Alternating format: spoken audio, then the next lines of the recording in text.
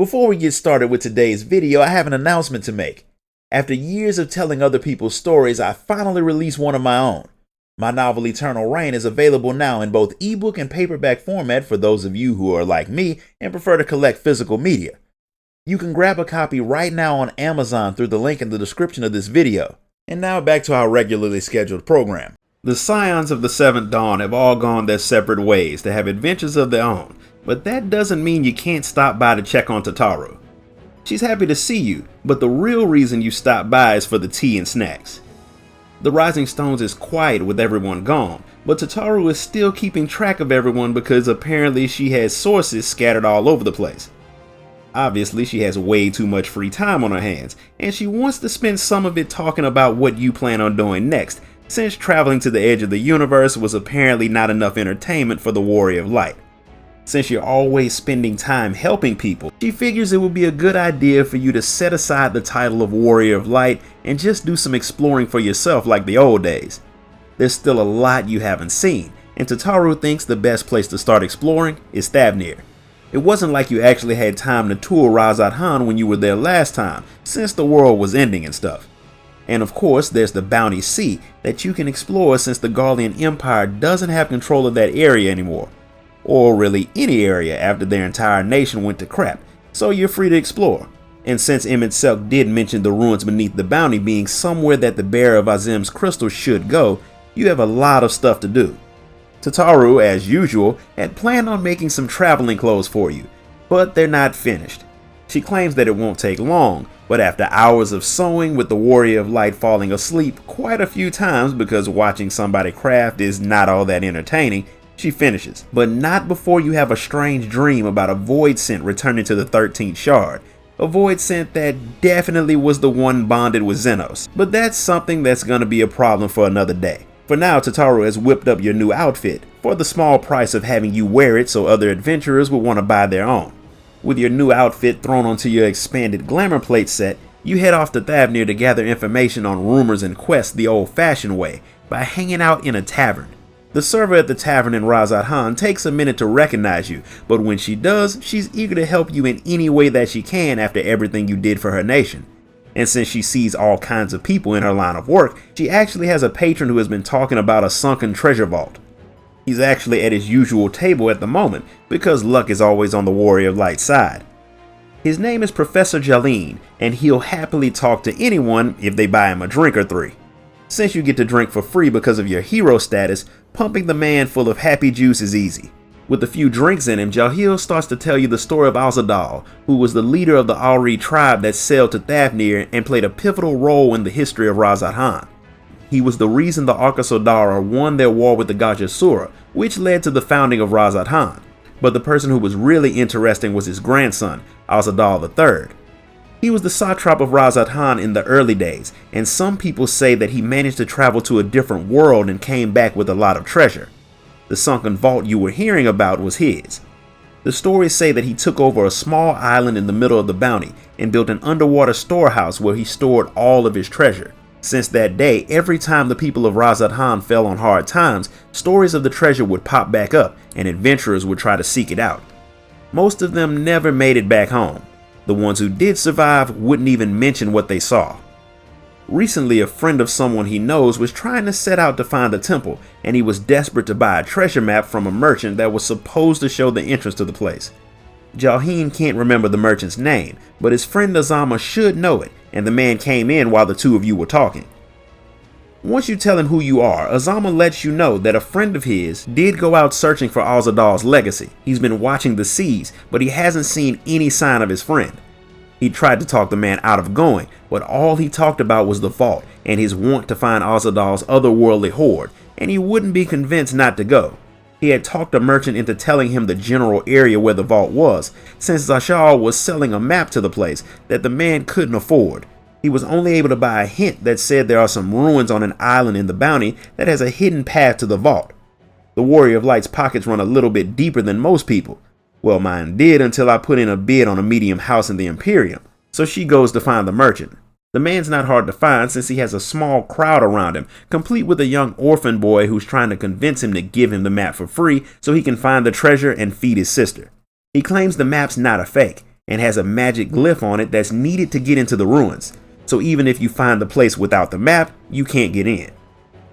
He found it in some rubble after the final days, and now he's trying to sell it. The orphan boy is clearly working with him to try and convince people to buy it, and of course it works on the one person who's even worse with money than Alphino, Estinian. He doesn't even ask the price before he hands over a whole pouch of coins. He buys it before he notices you, but when he does, he can tell you're planning something. When you tell him you were planning on going to the ruins, he points out that he just bought a map to the place, like you can't see the giant rolled up parchment in his hands. Now what is surprising is the fact that Estinian wasn't tricked at all by the merchant in the performance, nor does he know whether or not the map is fake, but he does know that the two of you will need a ship to check it out. He hopes it is real, because he wants to get the treasure to help the people of Thavnir recover from the destruction they dealt with during the final days. That was the reason he bought the map. He knew it was a scam, but the part about the boy being an orphan and needing to take care of his sister was real. So if the money they made off of the little scheme helped the kid a little bit, Estinian considers it money well spent. Since you're definitely gonna go with him, the two of you head off to find Matsia, since the Arcosodara is a fisherman and probably your best chance to get a boat. Matsia is more than willing to get a boat ready for your trip, and when he runs off to do it, Estinian calls out for the little orphan boy to show himself, since he's known the whole time that the kid was following you since you left Radz-at-Han. The boy had felt bad for scamming Estinian once he realized that he was one of the people who had saved them. He should have felt bad about being a con artist no matter who he duped, but I guess this is a start. Since Estinian hadn't been tricked, he forgives the boy, but there's more. Apparently the map is legit, but the ruins are dangerous, and he doesn't want two heroes to go out there and die. You should at least bring more people with you. Estinian is pretty confident that the two of you can handle whatever you run into, but it wouldn't hurt to have some help along.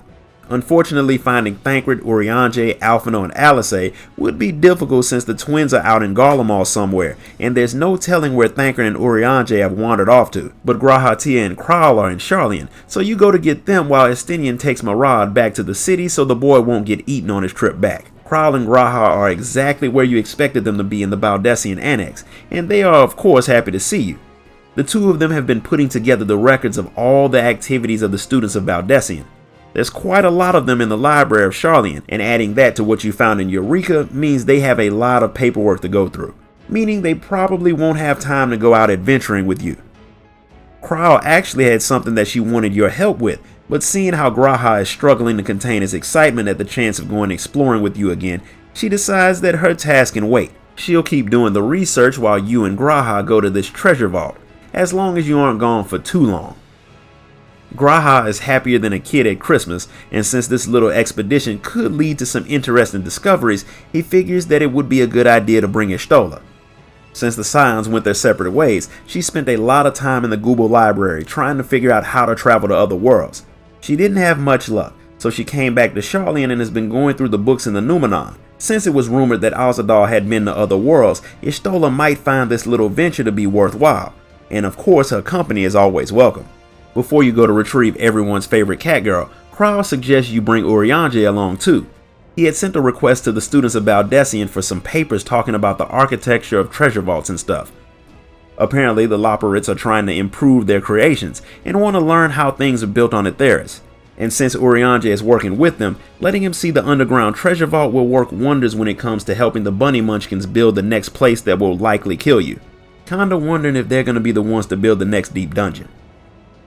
The Warrior of Light has no problem bringing Urianger along, so after you retrieve Y'shtola, you and Graha will hunt him down. You find Y'shtola snoring on top of a pile of books, which is odd for her, because she never falls asleep while doing research. So instead of waking her, you and Graha plop down beside her to scare the crap out of her when she wakes up, which works like a charm. Granted, she looks like she wants to kill you both after she makes a book fall on her head. She had been reading for 3 days straight before she passed out, and she still hasn't found any hints on how to travel between worlds so she could fulfill her promise to Runar. But that doesn't mean she's even close to being discouraged. She sees it as a challenge, one that she plans on getting back to after you tell her what you want. She's heard of Azadal, but she's never heard of his descendant traveling between worlds. Now that she has, she's definitely going to come with you. She wants to leave as soon as possible, but first you have to get Urianger from the Thaumasane. She's eager to leave, probably because she didn't want to have to put the mountain of books back on the shelves. Urianger is hanging out by your favorite rocket ship, and he's alone. Thancred had some personal errand to handle, but he should be back soon. The two of them had headed off together to see just what shape the world was in after the final days, but their trip was interrupted when they got a call from the Loporrits. The Moon Bunnies have been trying to figure out a new purpose for the moon, since it's not needed as an escape shuttle anymore. The Forum has been working with them, and Urianger decided to help too. Apparently the Moon Bunnies believe that adventurers like treasure hunts, so they're building a quote, wonderland of riches and mystery to draw in explorers. The place is likely a theme park of blood and death if Smileton is anything to go off of, and Urianger helping likely won't change that, but he'll gladly come with you to get some ideas for the bunnies. Plus it'll be fun to do something that doesn't involve world-altering events. With the 5 of you including Estinian, you should be able to handle whatever you find, but as you get ready to head back to Estinian, Thancred shows up. He had tried to catch up to one of his former mentors, but he had missed him. I'm not sure which one he meant, but we'll probably find out later. He did notice that the land is in chaos after the final days. Since people no longer have a common enemy, that's to be expected. While he does seem a little bitter about you stealing his traveling partner, he doesn't think it'll be a good idea for him to come with you. Too many scions traveling together may make people ask questions, so he decides to survey the Far East while you all head to meet Estinian. The Dragoon had expected you to come back with one person, but you showed up with a small army. Matsuya's boat should still be able to hold you all, so with the map in hand, your group of supposedly disbanded scions head out to Azadal's legacy. The merchant wasn't lying. There are ruins out there, and if you hadn't brought the map, the bridges and doors wouldn't have opened for you. While the map gives you access to the place, it doesn't change your ether, so the various security devices try very hard to kill you. I can definitely understand why the people who came here never made it back. But the Scions fought their way across the universe, so even facing off against an enemy that wraps you up in strings and spins you like a top doesn't stop you. The trip does turn out to be worth it, because not only is there a lot of treasure, there's a giant device that's sealed up that definitely has something valuable inside of it. It would be a wasted trip if you didn't open it, but before you do, Vritra, using his tiny mortal body, comes rushing in to stop you.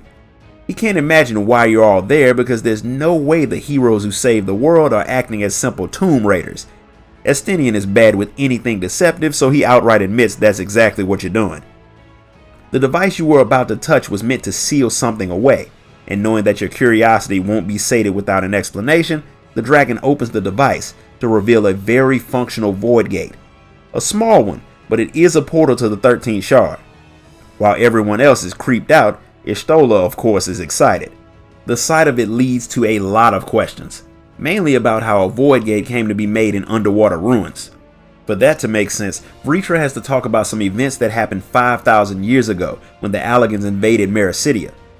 The people joined Bahamut and Tiamat to push the Allagans out of their land, but after Bahamut was defeated, the Mericidians started to lose, so they summoned primals to help turn the tide. To counter that, Emperor Zan made a pact with the Cloud of Darkness, so the war between Allagans and Mericidians evolved into a fight between primals and voidsent.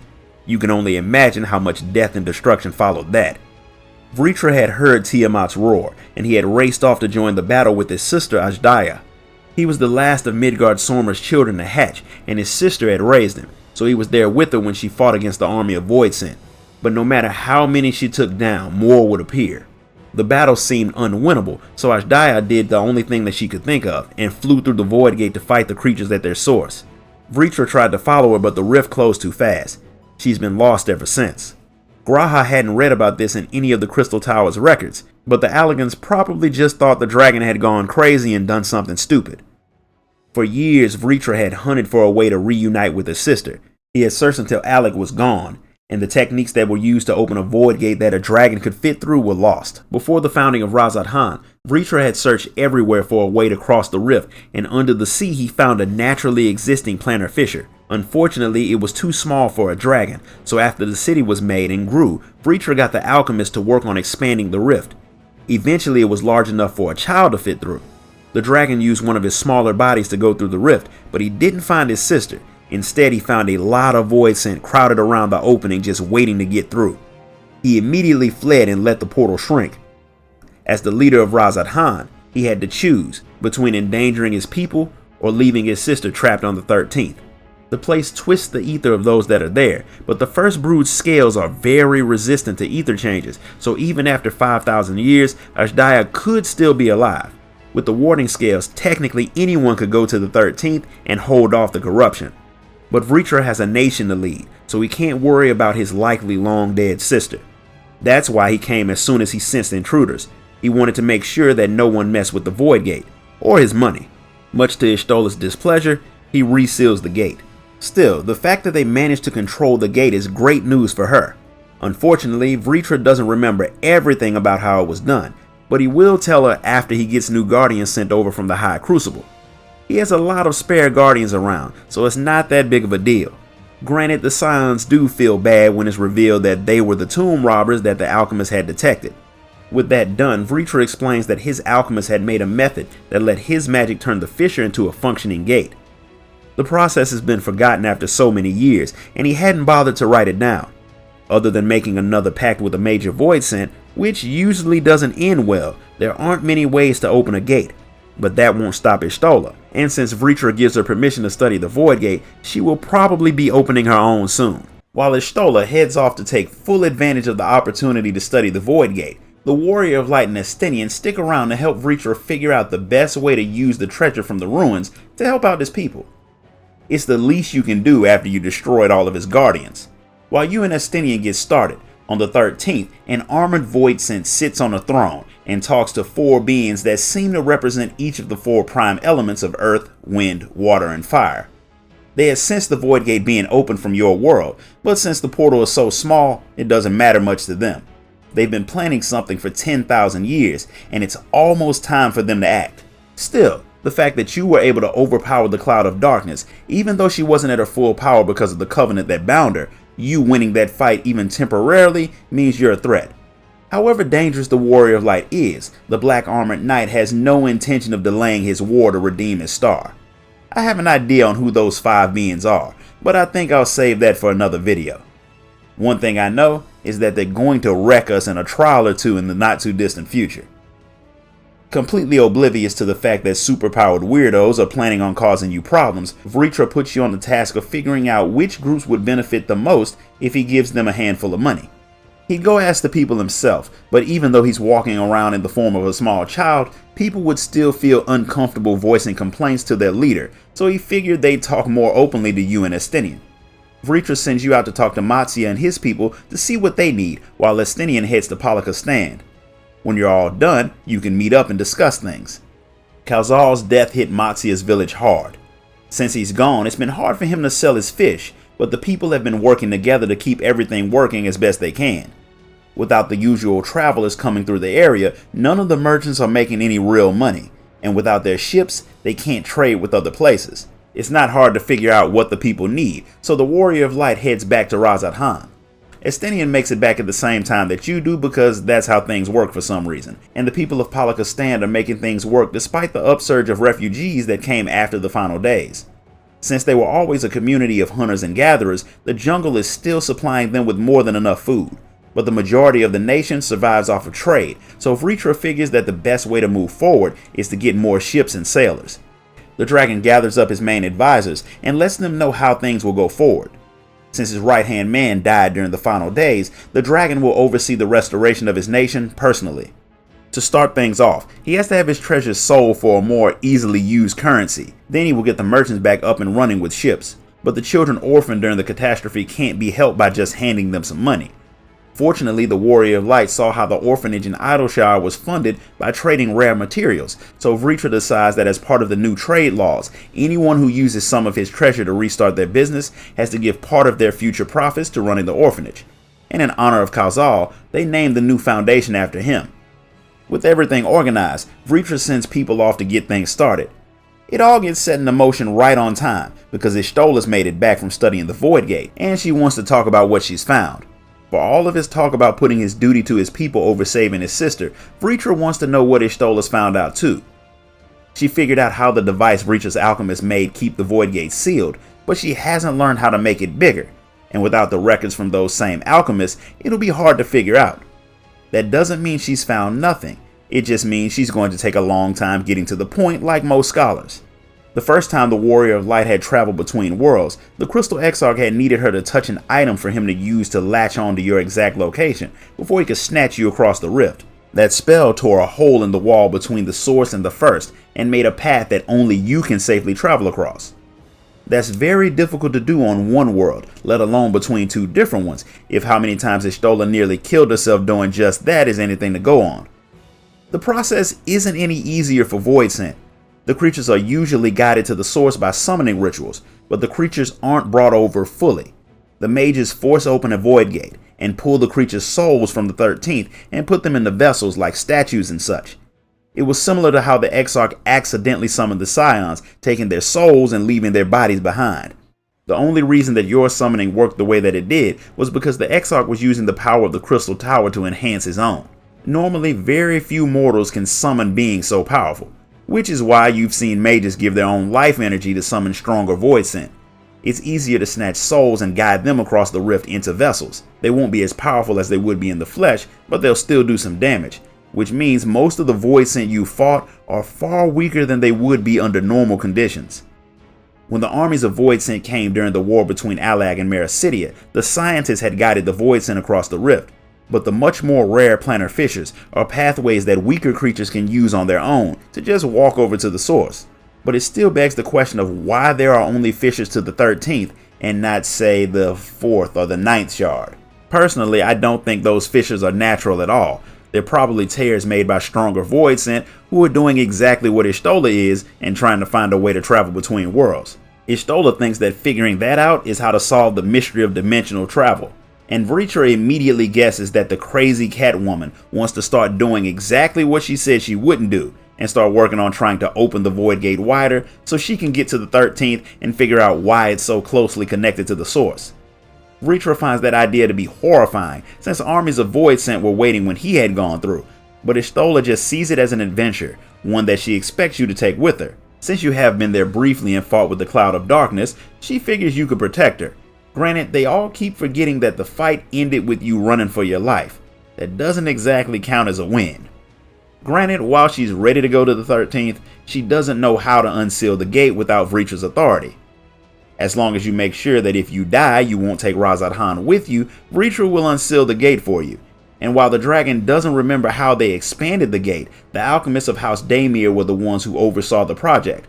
They had started doing their research with a voidsent that had made it through the fissure, and after they studied it, they made an artificial voidsent of their own that they used in the rest of their experiments. They were so happy with what they did that they gave their notes to the leaders of Sharlayan at the time, but instead of getting the praise that they thought they would, Sharlayan locked the notes up in the restricted section of their library, which means a copy may very well still be in the Numenon.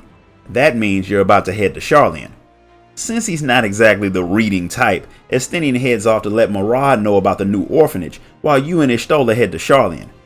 Unlike the last time, instead of trying to have Graha sneak into the restricted section of the Numenon, you and Y'shtola ask Scarlock Monashane and Alphino's dad Fortunov for a little bit of help.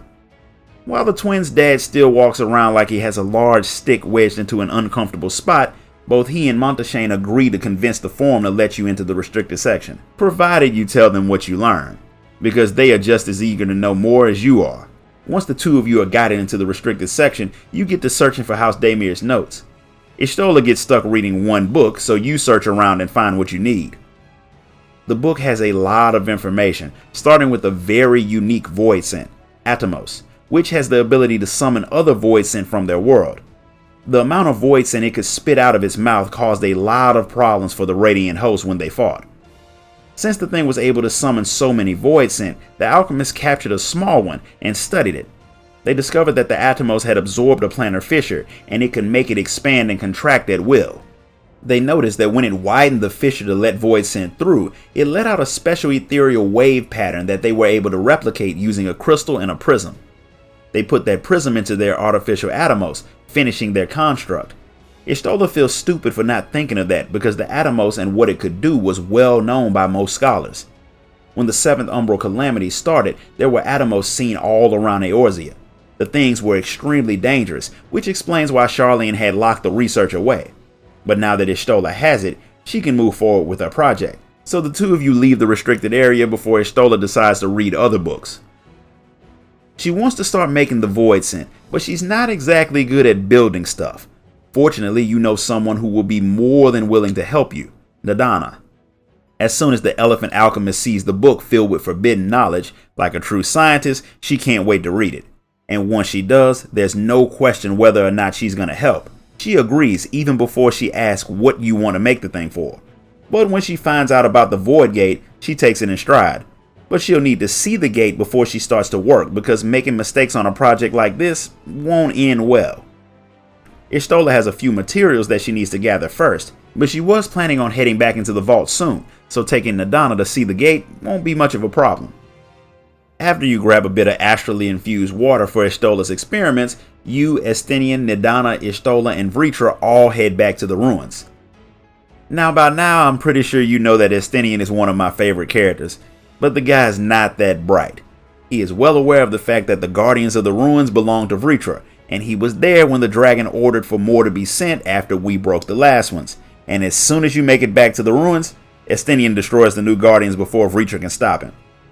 This guy's lucky that he's cool, because he's definitely dumb. Nadana had never expected to find such a high-tech device beneath the bounty, and she's a little salty about the fact that Vritra hadn't told her about it. But the best way to keep something secret is to tell as few people as possible, so him not telling her made sense. Y'shtola has more important things on her mind than Nadana's feelings about not being included.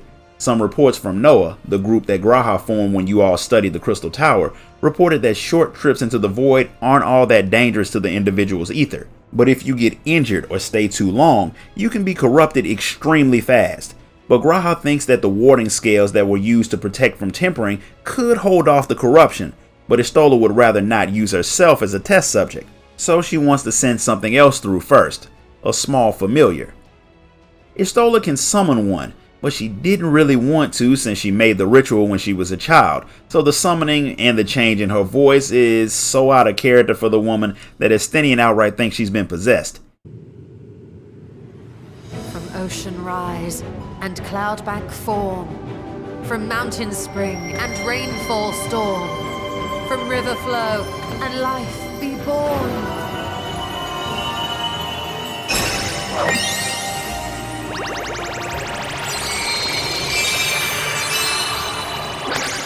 Water, froth and foam!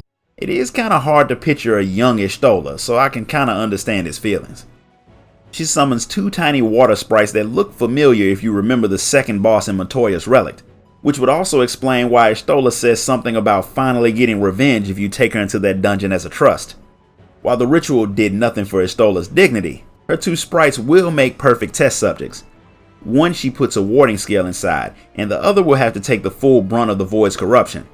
It is possible that something not so friendly can come out of the portal with the familiars, so you and Estinian get ready to protect Nadana if something follows the Nixies. When Y'shtola calls the two sprites back, the one with the warding scale is fine, the other one is definitely not. From the other side of the portal, Vritra hears something screaming at the gate to open, and imps start to force their way through, but the dragon manages to seal it with a bit of effort before that happens. The good news is that the warding scale did protect the Nixie, but the corruption of the 13th is so strong that the scale itself was being eaten away. But it was built to fight tempering, so it may need to be remodeled before it can be used on the corrupted shard. Estinian still doesn't understand much about the other shards and the corruption and such, because he joined your little group officially after the whole get sucked to another world thing. So Y'shtola lets him know how the 13th shard was a reflection of the source that was consumed by a flood of darkness when the Ascians messed up their first attempt at rejoining the shards. The world became a place of monstrous creatures, but you've met two people from there.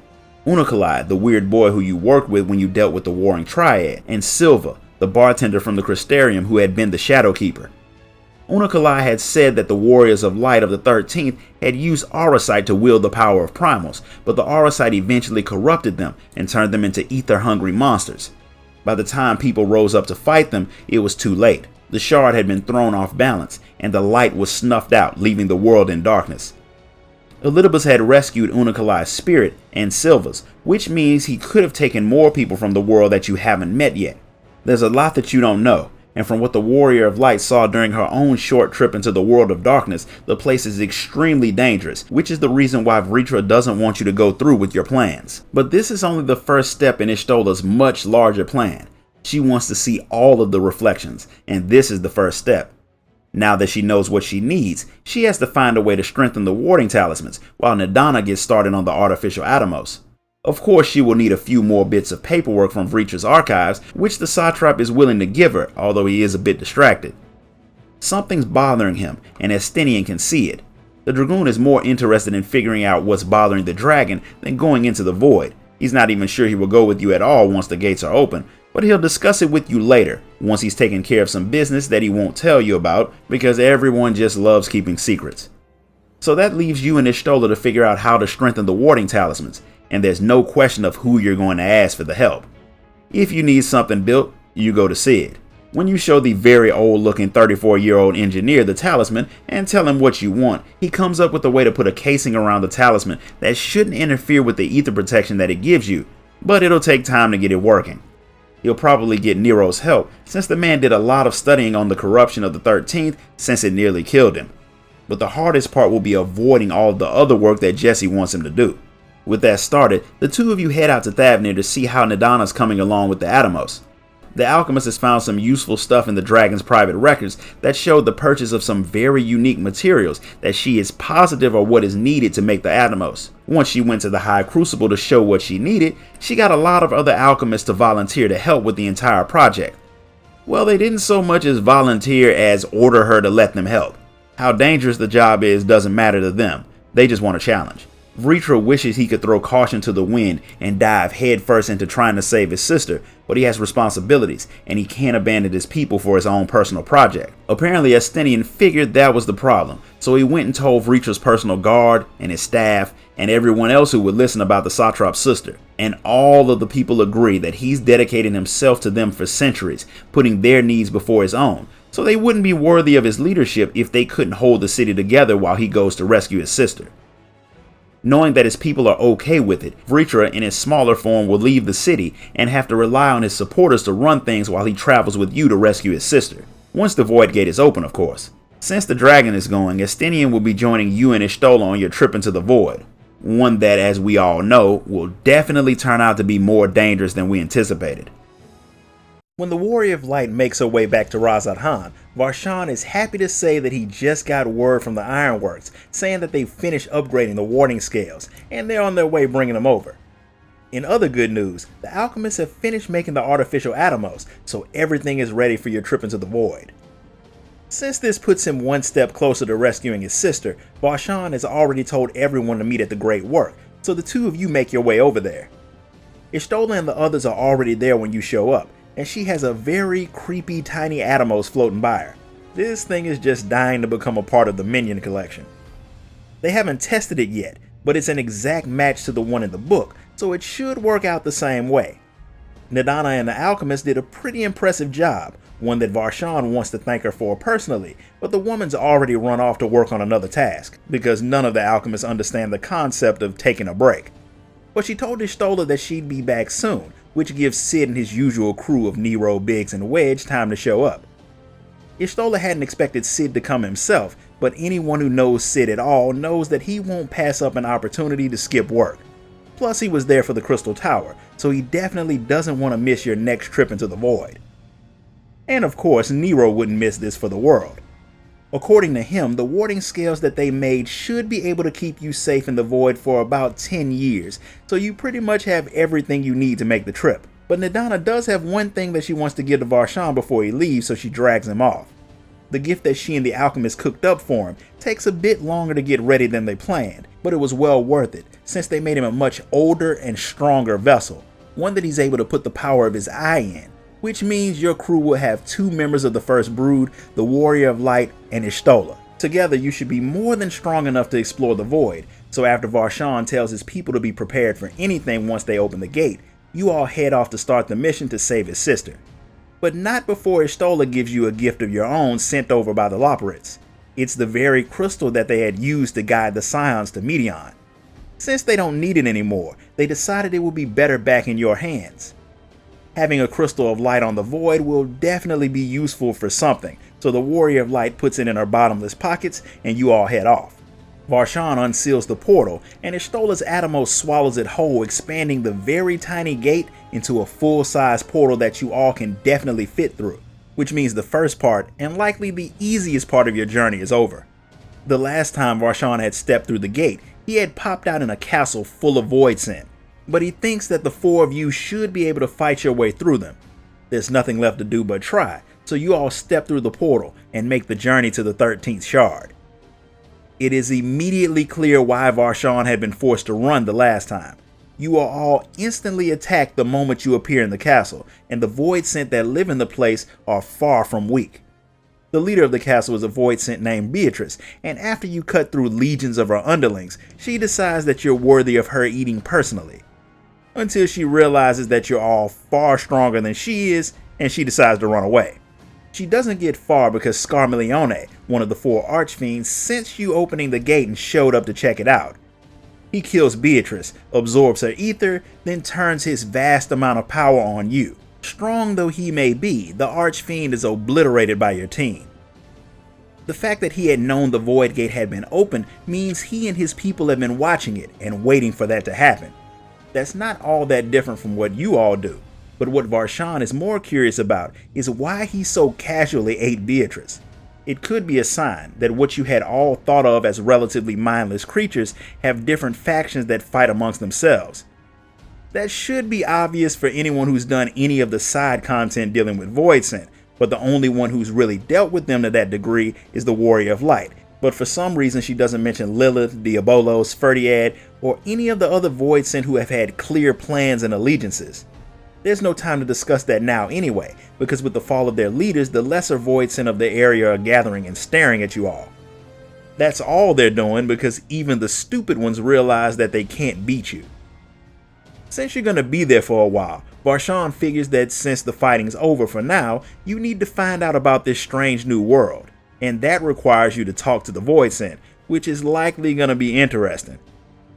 Varshan is a bit worried because he should be able to sense his sister at least a little bit, and without being in his true form, he can't actually call out to her. Plus doing that would be like ringing a dinner bell for all the voidsent. So you all head off to hunt for the dragon in the old-fashioned way. Some of the creatures, like the floating eyeballs, are too dumb to talk, while others just rant about not being strong enough to eat you. The good news is they at least speak the same language that you do, but none of the voidsent nearby know anything about a dragon.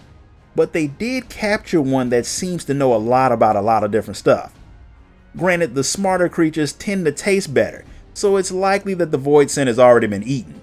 Since talking to the lower level voidsent is basically an exercise in futility, you all head into the dungeon to see if this so-called clever creature hasn't been eaten yet. It not only hasn't, it's a voidsent that you recognize. It was the one that was bonded to Zenos, and it remembers you too. The moment you reveal that little tidbit of information, your friends immediately get ready for a fight. When Zenos died, the voidsent was yanked back to the 13th.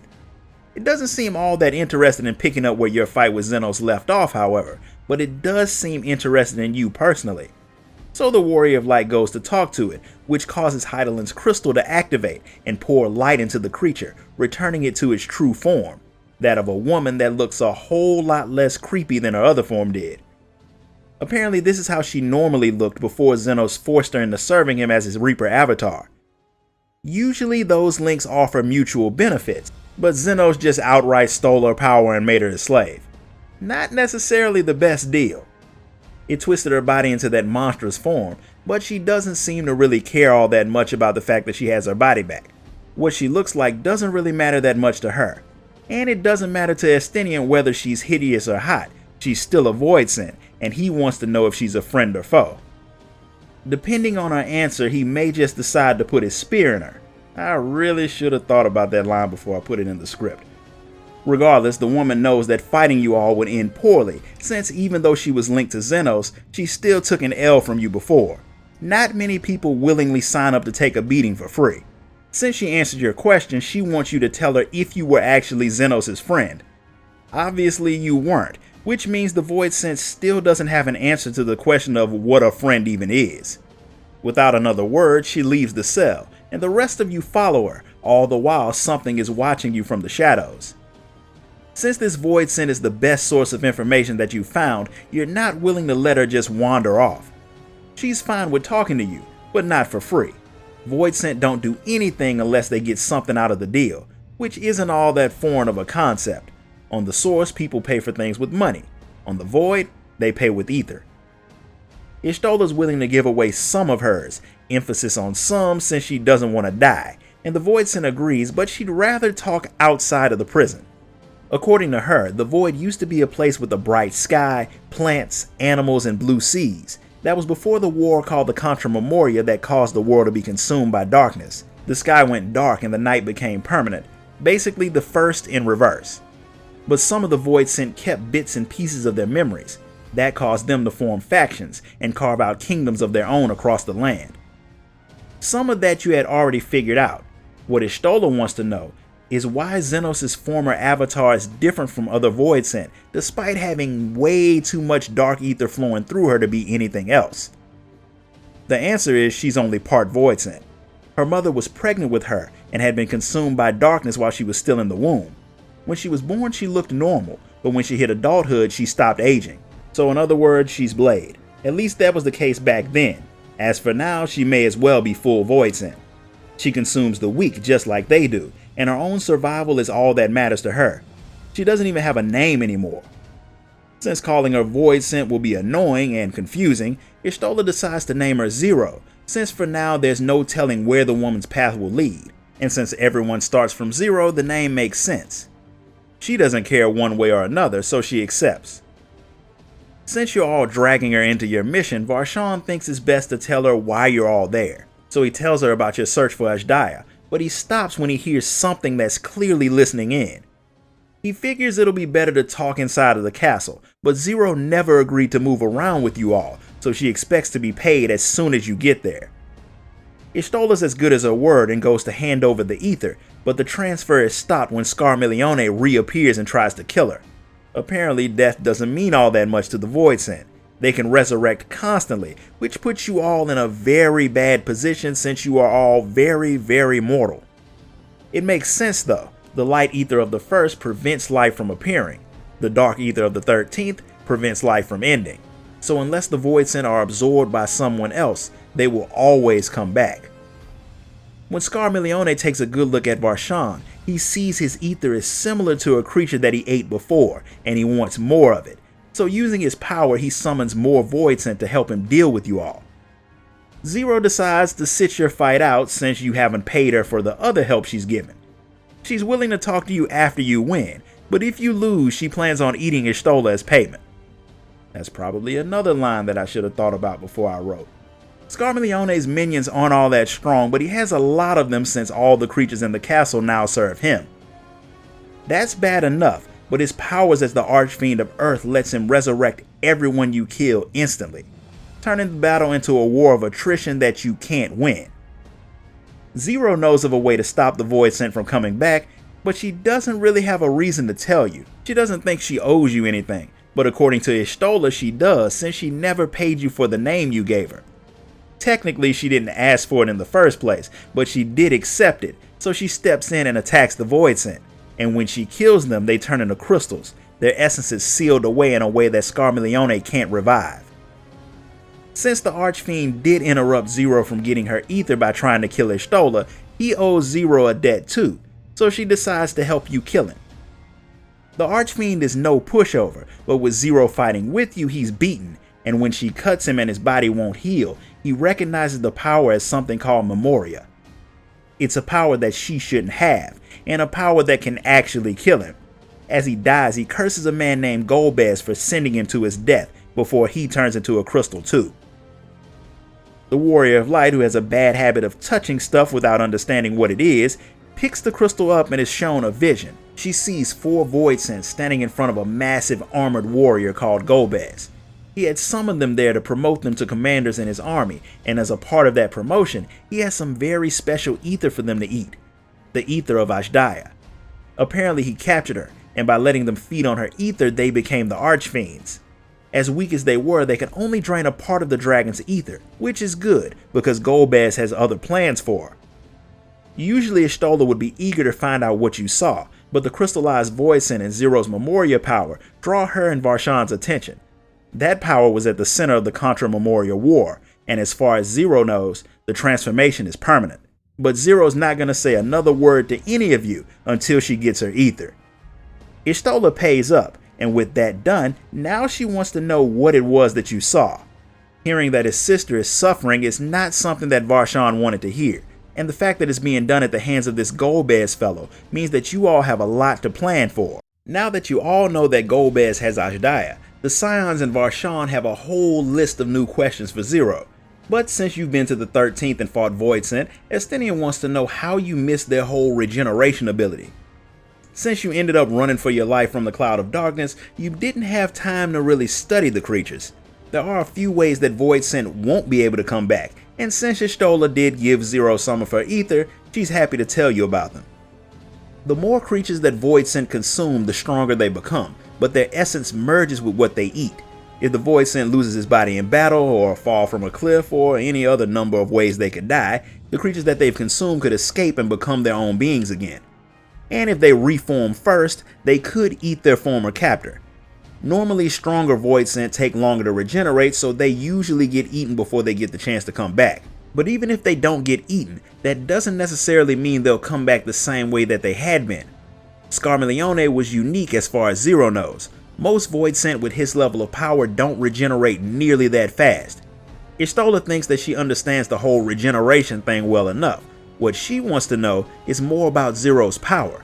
During the Contra Memoria War, a lot of people had the power to seal ether of the soul inside of crystals, but now only Zero has the ability. The heroes of the 13th had sealed gods away inside of crystals called auracite, but Zero isn't sure if that's the same thing, but it could be since plenty of people have different names for the same types of powers. One thing Zero knows for sure is that voidsent can't use the ability. She can do it because she's a hybrid, but if she were full voidsent, the power would be out of her grasp. Y'shtola would ask the woman questions about the ability until she figures out how to do it herself, but Varshan wants to know about Golbez, since the man does have his sister. Zero knows the name, but she can't say from where, but with him being as powerful as he is, the voidsent around the castle should know something about him. Varshan wants to question them, but Y'shtola thinks the job will be better left to the Warrior of Light since Varshan seems a little bit on edge. He can accept that since it's true, so the Warrior of Light heads off to try to get information on this mystery man while the others make plans. All of the voidsent know who Golbez is. His archfiends go around conquering things and eating the beings that are too weak to be useful in a fight. His people are conquering the other domains, but no one ever sees Golbez himself. With this new information, Estinian brings up a great question. How do you get close to a man who is always surrounded by an army? He figures that you may need to hunt down his other archfiends, or at least some people who've deserted his army to get more information, but you can't exactly do any of that until you find a way off the island. Varshan wants Zero to help with the mission since she knows way more about the Void than any of you, but he still doesn't understand the fact that asking for help is pointless. Her services and everyone else's are for sale. She doesn't have anything that she really wants, and she doesn't even care if she dies, which is why she had let the voidsent put her in prison. She just doesn't care about anything since the entire world is dead anyway. Since she doesn't really care one way or another, Varshan wants her to travel with you all, and when she helps with anything, she'll get ether. She points out that he could have led with that instead of wasting all of those words, but some people have to find ways to complicate a simple thing. She's a mercenary, not a friend, meaning someone else could pay her to turn on you, but I doubt that thought even crossed the Scions' minds. Since a deal's been made, Zero lets you know that she knows of a place where voidsent who have gone into hiding have gathered, and she knows how to get off of the island. She was brought over on a large flying creature, and they can be tamed just like everything else in the void, with ether. You all make your way to get one, while a nosy voidsent goes to snitch on you to Golbez. Zero wasn't lying. With a little bit of ether, you all draw out a giant flying voidsent and ride it to Zero's domain. It started out as a safe haven for her alone, but after a while, voidsent who didn't have anywhere else to go started gathering there. It's a settlement full of outcasts, and they're drawn to you all since you're mortals. Things likely would have turned into a fight if Zero didn't show that you all belong to her. Since they don't want to be eaten, they all go back to what they were doing. As long as you're with her, Zero promises that none of the creatures in her domain will try to eat you. At least they shouldn't. Voidsent are drawn to ether, and sometimes that makes them make bad decisions. But in Zero's domain, if anyone breaks her rule, she'll kill them, and that rule is no one attacks anyone. Everyone in her domain has fled from one master or another, but you'll have to find out if any of them served Golbez. Since most of them have been to the source, they can understand you all, so the Scions head off to see what they can find out. Zero decides to stick with you, just to see what you'll do. Plenty of voidsent in the area have heard about Golbez and his great crusade. He had been recruiting strong voidsent, but he stopped trying to grow his army, and now he just consumes anyone he conquers, which means he's building his own power for something major. There's one voidsent who spent a lot of time telling the others about the terrible things he saw while he was around Golbez, a creature named Farfarello.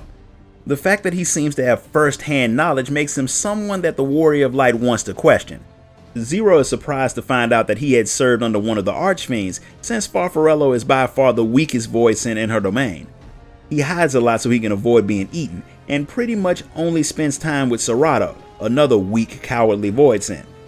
Since neither can dominate anyone else, they tend to feed off each other whenever they're hungry. The pair would probably run if they saw you, so Zero decides to keep traveling with you so you won't have to chase the voidsent around her entire domain. While you search for him, news of what you did at Troya Castle has finally made it to Golbez. It's hard for the other archfiends to believe that you all killed Scarmiglione, until the spy says that you were helped by someone from their world who could use Memoria. That's even more unbelievable since that power was lost when everyone who had it was consumed by the flood of darkness. Hard to believe or not, the fact that Scarmiglione isn't checking in is proof that he is in fact dead. He was apparently the weakest archfiend, but even Golbez admits that no one could regenerate as fast as he could, so if he hasn't reappeared, he has to be dead. That means the Memoriate is still alive, and Golbez wants whoever it is dealt with. Barbariccia, the archfiend of wind, steps up and says she'll deal with this problem, but of course she has a price. She wants all that's left of the dragon's ether. Golbez is cool with that, so the archfiend of wind gets ready to head out and deal with you all. Zero and the Warrior of Light track down Serato first, which is surprising to Zero since you found him in Farfarello's usual hiding spot. When Zero asks where the other voidsent is, Serato claims he left before running off. The voidsent seems scared, but the fact that he didn't act like he normally does means something is wrong, so Zero wants to track him down, not like that wasn't already the plan. Serato keeps running away, screaming about Barbariccia coming to kill you all. Zero has no idea who that is, but when the two of you finally corner Serato, he tells you that she's the archfiend of wind and he used to serve under her. Except he hadn't. Farfarello had. The fact that he thinks he did means he's eaten Farfarello. It wasn't because he had lost control. Farfarello was so scared of Barbariccia that he had asked his friend to eat him so he'd never have to fight again. But it didn't work out the way he thought. He's just as terrified as he was before, only now he's stuck inside Serato. Even when you're consumed by another voidsent, part of your mind lives on in them. Death really doesn't exist in any form on the void, and Farfarello knew that, so for him to make the decision to end it, he must have been very scared. If Barbariccia is that scary, Zero wants to know all she can about her, but it's too late to gather intel now. She's already there, and she brought her entire domain. Zero figures the archfiend is after you and your friends, so you should all get ready, but she wants you to know that her people won't fight with you, and even if they did, they wouldn't be all that useful. Barbariccia makes an impressive entrance, and she's happy to see that she didn't have to fly all the way to Troya to kill you, but seeing so many weak voidsent annoys her, so she starts to kill a few just because, before she asks why you're even in her world. When Varshon mentions your dragon hunt, she finally understands why Golbez hadn't eaten the thing entirely. He had kept her alive to draw more prey to him, and since Varshon smells just like the other dragon, Barbariccia wants to eat him too. Unlike Scarmiglione, she doesn't need to be sneaky to get her meal.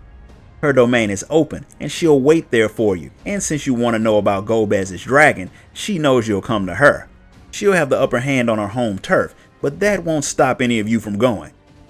Zero's not stupid enough to charge into an archfiend's domain, but since Varshon offers to give her some of his very special ether, she agrees to tag along. Instead of giving the archfiend a lot of time to prepare, you all get ready to head out immediately, and Zero gives you a bit of not so free advice. Even though Barbariccia made it seem like she'd talked to you about Ashdaya, trying to hold back to keep her alive will get you all dead.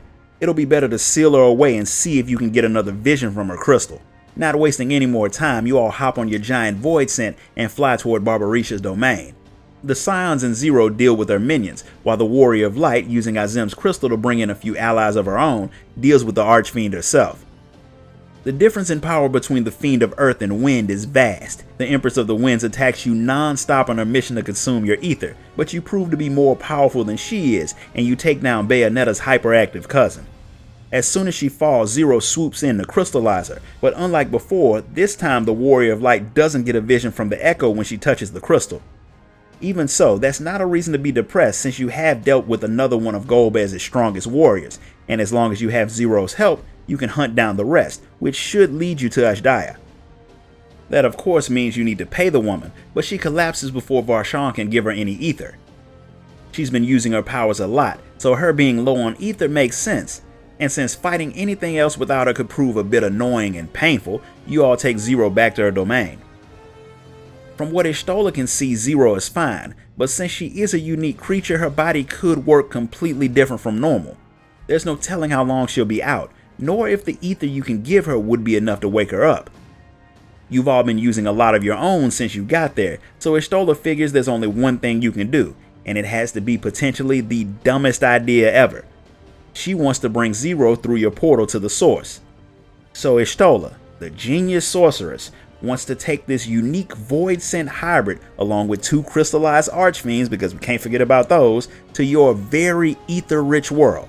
Now granted, if you leave Zero where she is, something will definitely eat her, but this is undoubtedly going to be a problem. Yet Varshan nor the Scions even mention the potential risks. One of the voidsent who lives in Zero's domain comes in while you're all talking and wants you all to tell Zero that one of Barbariccia's former minions wants to move to her domain.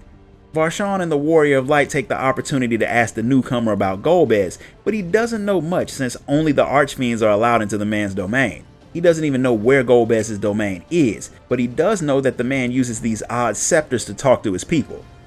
You're not really going to learn all that much else from a floating eyeball, so it's time to grab Zero and leave the 13th shard. Varshan's guards are still holding their position outside of the portal, and of course they're happy to see that you all made it back safe and sound. They're also happy when Varshan closes the portal, even though only a few creatures had come through for them to put down. Rooms have already been set aside for your use, so you all bring Zero there so she can rest. While she's still unconscious, simply being on the source should give her the ether she needs to wake up, which means all you have to do is wait, and since she looks normal, she can likely get ether from food like regular people. Zenos had unbalanced her ether with darkness, turning her into a monster, and you had rebalanced her ether with light from your crystal. Y'shtola is pretty sure that Fandango had been the mastermind behind that little trick, since Zenos wasn't exactly what you'd call a scientific genius. Regardless of how it happened, meeting the woman will definitely be beneficial, even though buying her help is a little tiresome. The Scions think that meeting her was a gift from Hydaelyn, but considering the fact that she's the voidsent version of Vothri, who was half Scent Eater, I want to know whether or not Emmett Selk had a hand in making her too. The world may never know. While you're waiting for Zero to wake up, everyone heads out to do their own thing except for the Warrior of Light, who Varshan gets to go order some food for Zero while Nadana watches over the unconscious voidsent. She wakes up while you're gone, and naturally she's confused about where she is. She seems to be having flashbacks to a different time in her life, but looking up straight into the face of a giant elephant woman completely makes her lose her train of thought. Nadana tells the woman where she is and runs off to get you all before Zero completely freaks out. Varshan has already had a meal prepared, and he took the time to switch back to his smaller vessel. The food doesn't contain the ether that he promised, but Zero drains it the same. Turns out the woman doesn't actually know how to eat, which, considering the fact that food is fantastic, is probably the saddest thing about Zero. She's never tasted anything. To be honest, I'm kinda mad that in a world with a lot of different foods, the first thing Varshan gave to the woman was an apple. He could have at least started her off with some chocolate. She's heard some voidsent talk about how different ether tastes, but she always consumed things in small quantities so she wouldn't change who she was. She says she'd rather die than lose herself, which she's done quite a bit. She just made sure she died alone so no one would eat her. Nadana, being who she is, really wants to study the woman, and if she stays on the source for long, the alchemist might do just that. And since Zero seems to like apples, she might be able to pair with those. Since she was technically kidnapped, Var-Shan offers to take her back home when she's ready, but why would she want to go back? There's nothing there for her. But she knows that he will go back to deal with Golbez and save his sister. But none of you plan on just charging back in this time, since the void is way more dangerous than you thought. Zero agrees, although she thinks it took you all way too long to figure that out. You got lucky the last time. She doubts you'll be so fortunate the next. That's why Var-Shan wants Zero to tell him all about her world, and in exchange, he'll give her a tour of his. She agrees if the Warrior of Light comes too. After giving her a tour of the city and introducing her to some of the people and customs of the area, where Zero shows that she has absolutely no understanding of human interaction and friendship, you all head back to your rooms to talk. As payment for the tour, Zero tells you all she remembers about the Contra Memoria. The world had been peaceful before the Ascians came and taught people how to summon powerful creatures made from their hopes and prayers called Eidolons. They're another word for primals, and you know what kind of damage they can do. When things seemed to be going bad for the world, heroes appeared who had the power to trap Eidolons in crystals. Zero's mother was one of those, but in the fighting she got corrupted by the darkness, which caused Zero to be born as part voidsent. Despite heavy losses, the heroes sealed all the Eidolons away and restored peace to the land, but they ended up being corrupted by the creatures they had sealed away. They started spreading darkness, turning people into voidsent, building new armies and fighting wars. Zero and her mother were among the ones who didn't get corrupted, and they fought against the former heroes for years until they were overpowered. When they lost, the world fell to darkness. When the flood of darkness hit, Zero was thrown into the rift where she was trapped until she found a small crack that she squeezed through to get back to her world, only to see that it had become the void. If she had been normal, she would have been eaten on her first day, but she survived.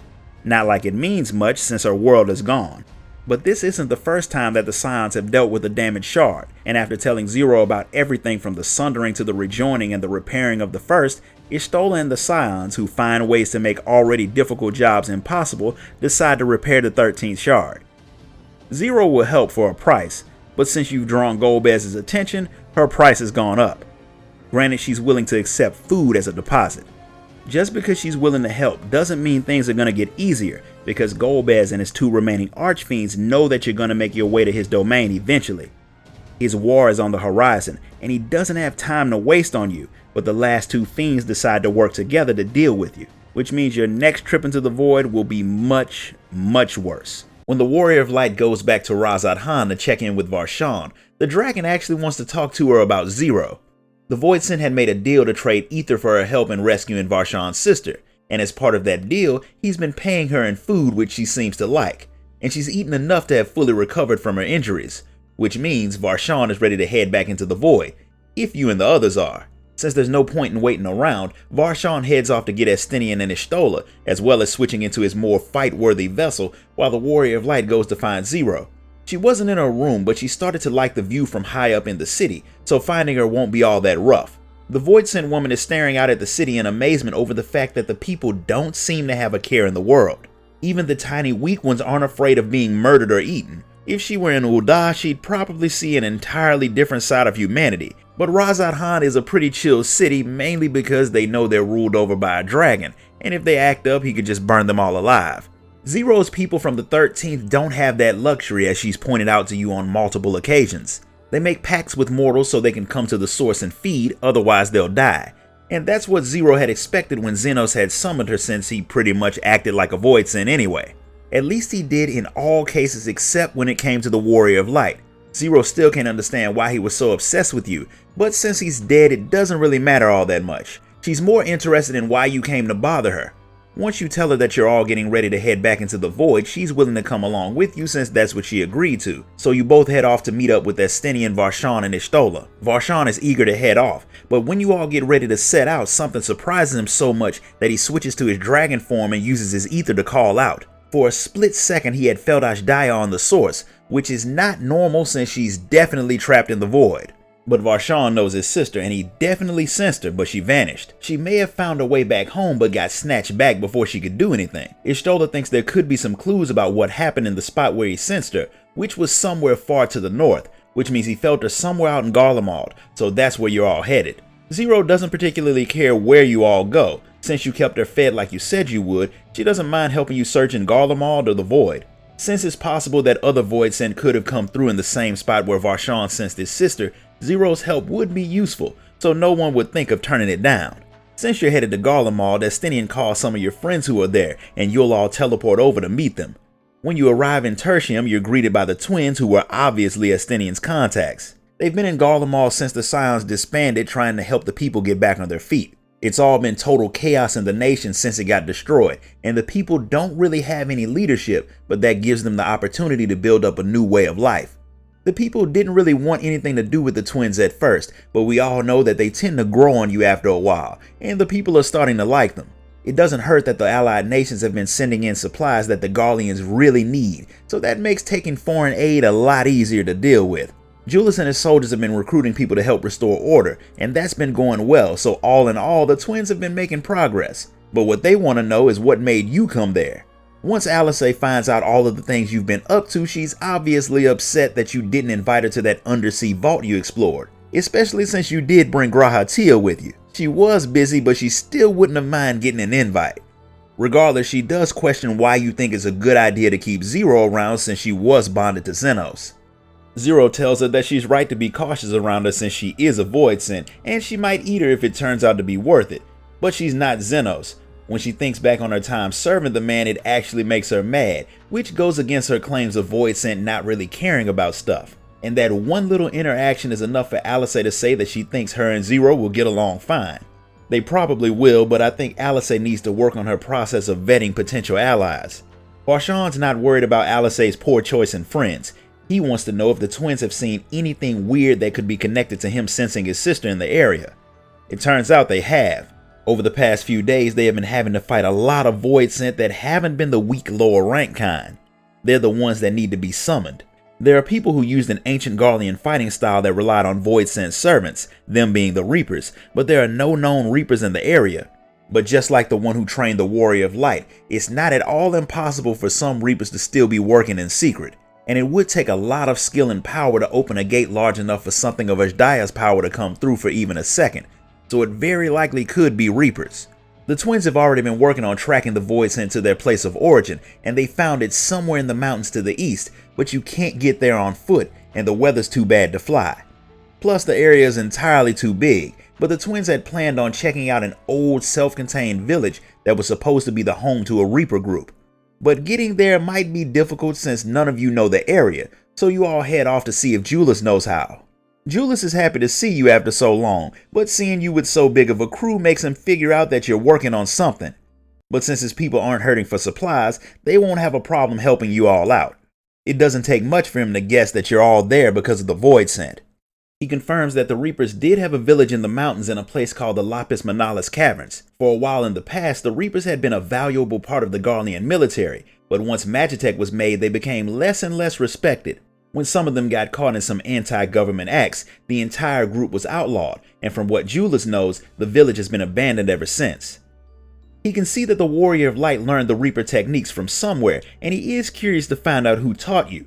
But since he just spent a few minutes telling you how Reapers are outlawed in Garlemald, he should have known that you wouldn't snitch on your friend. He can't exactly force you to talk about it, so he just lets the matter drop. The caverns of Lapis Manalis are just as hard to reach as Alphino said, but the Garleans do have a specific Magitech vehicle that's made to make the trip. Unfortunately, they only had one left after all of the chaos that happened in Garlemald, and that one broke down in the area called Cerulean Engines. The things are way too big to push, so the Garleans just left it there. The engineers at Trapper's Den might be able to fix it since they did use the machines to transport stuff. Alice's dealt with them a lot in her time in the area, and they like her because everyone likes Alice, so if they can help her out, they will if she asks.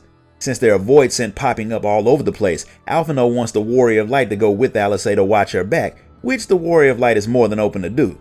Varshan plans on using the time to learn everything Julius knows about the area the Reapers used to live in. Since the man spent more of his time learning how to stab people than learning about different locations in history, he takes him to someone who can tell him all that he wants to know, while you head off to find the engineers. Zero wants to talk to Alice, so she joins the two of you on your little trip.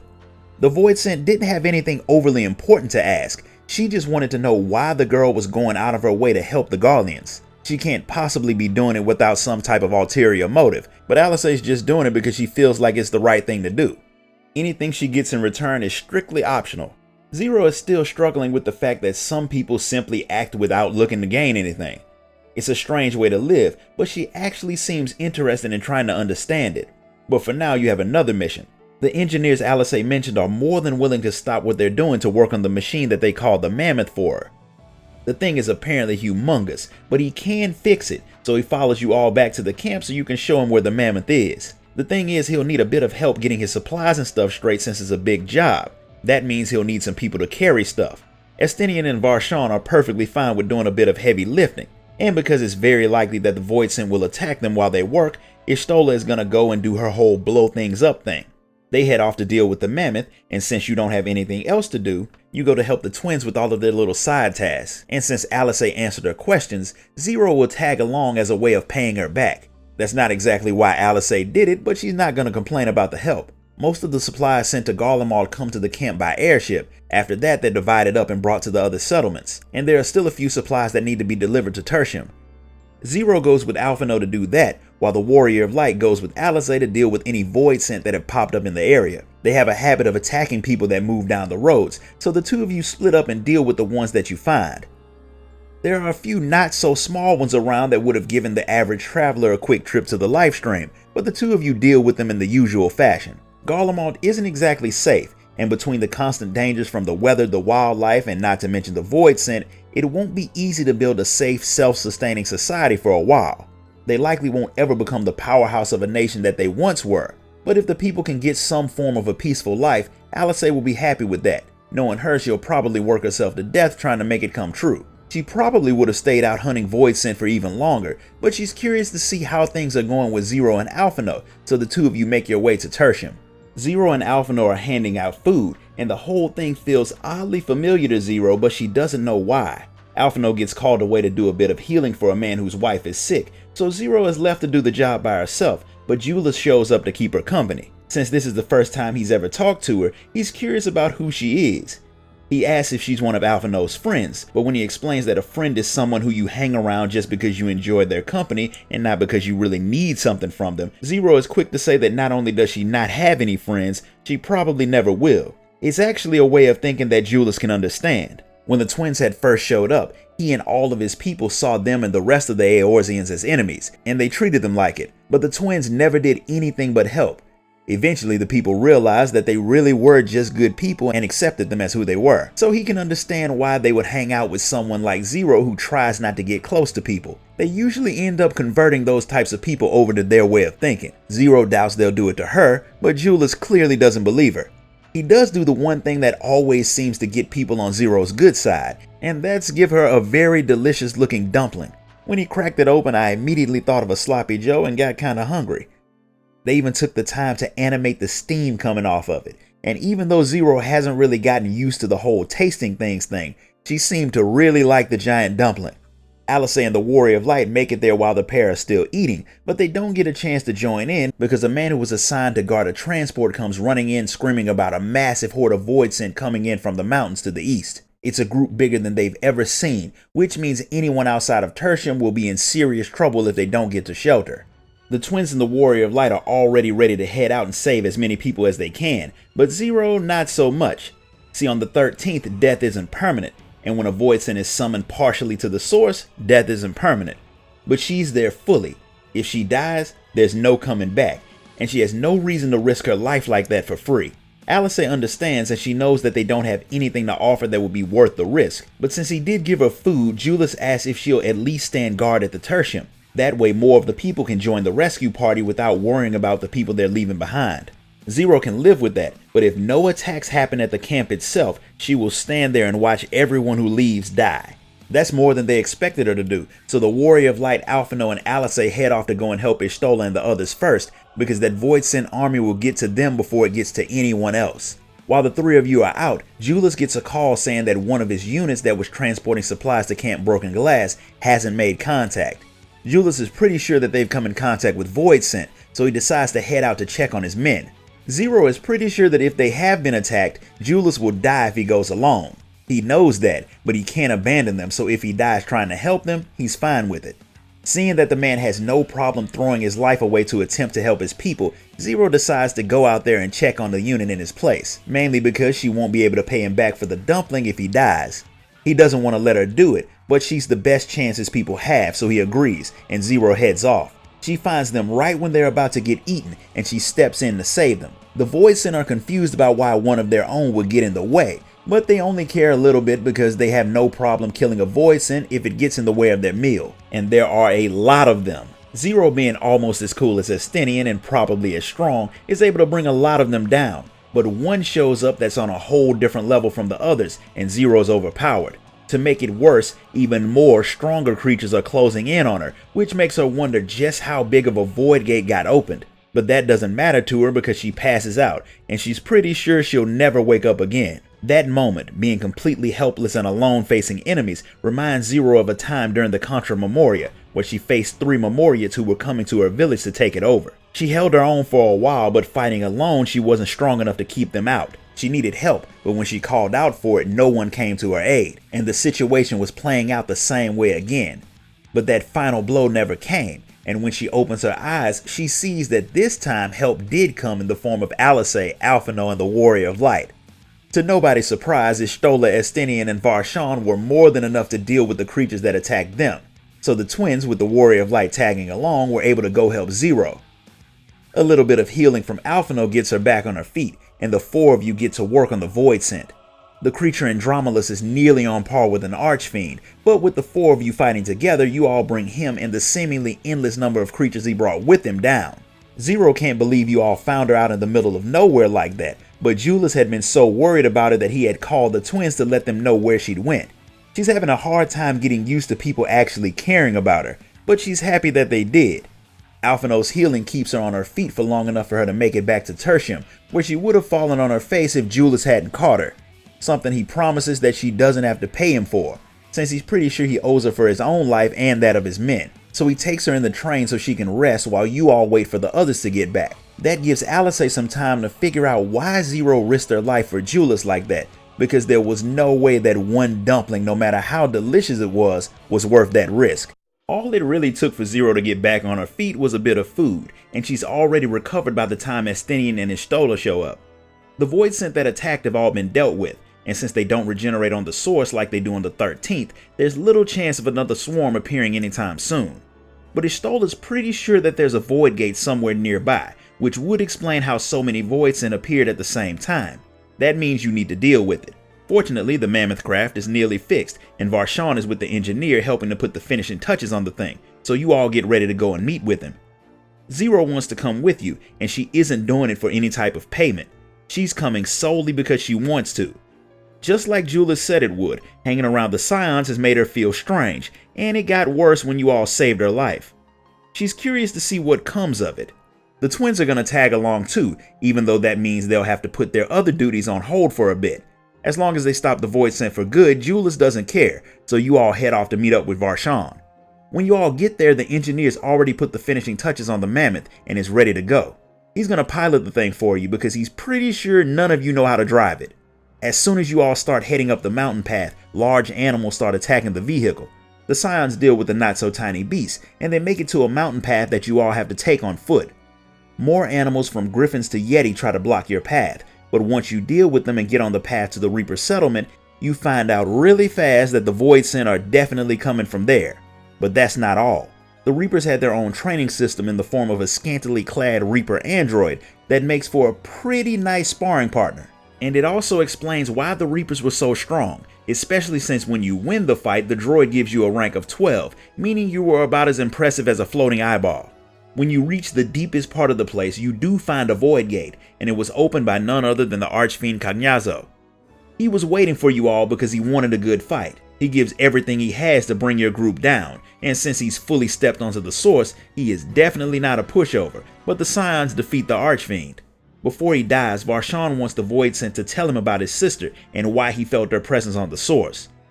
The reason was simple. Cagnazzo had used one of Ajdaya's eyes to open the portal. The fact that a single eye from a member of the First Brood who had been fighting off the corruption of the Void for thousands of years still had enough ether to open a void gate that could let an archfiend through is a sign of just how powerful those dragons really are. It also means that Golbez is way stronger. Golbez has the answers that you want, but Cagnazzo doesn't think you're strong enough to get him to talk. He wishes he had the chance to see you try, but he played his part and is perfectly fine with finally getting to die for good. He fades away, and with his death, the void gate closes. Barbariccia gets his sister's eye, but seeing just how much damage had been done to her is not something that he takes well. While he starts trying to figure out what he's going to do next, Alphino thinks it may be a good idea to check the area to see if there's anything there that can be used back at the camp.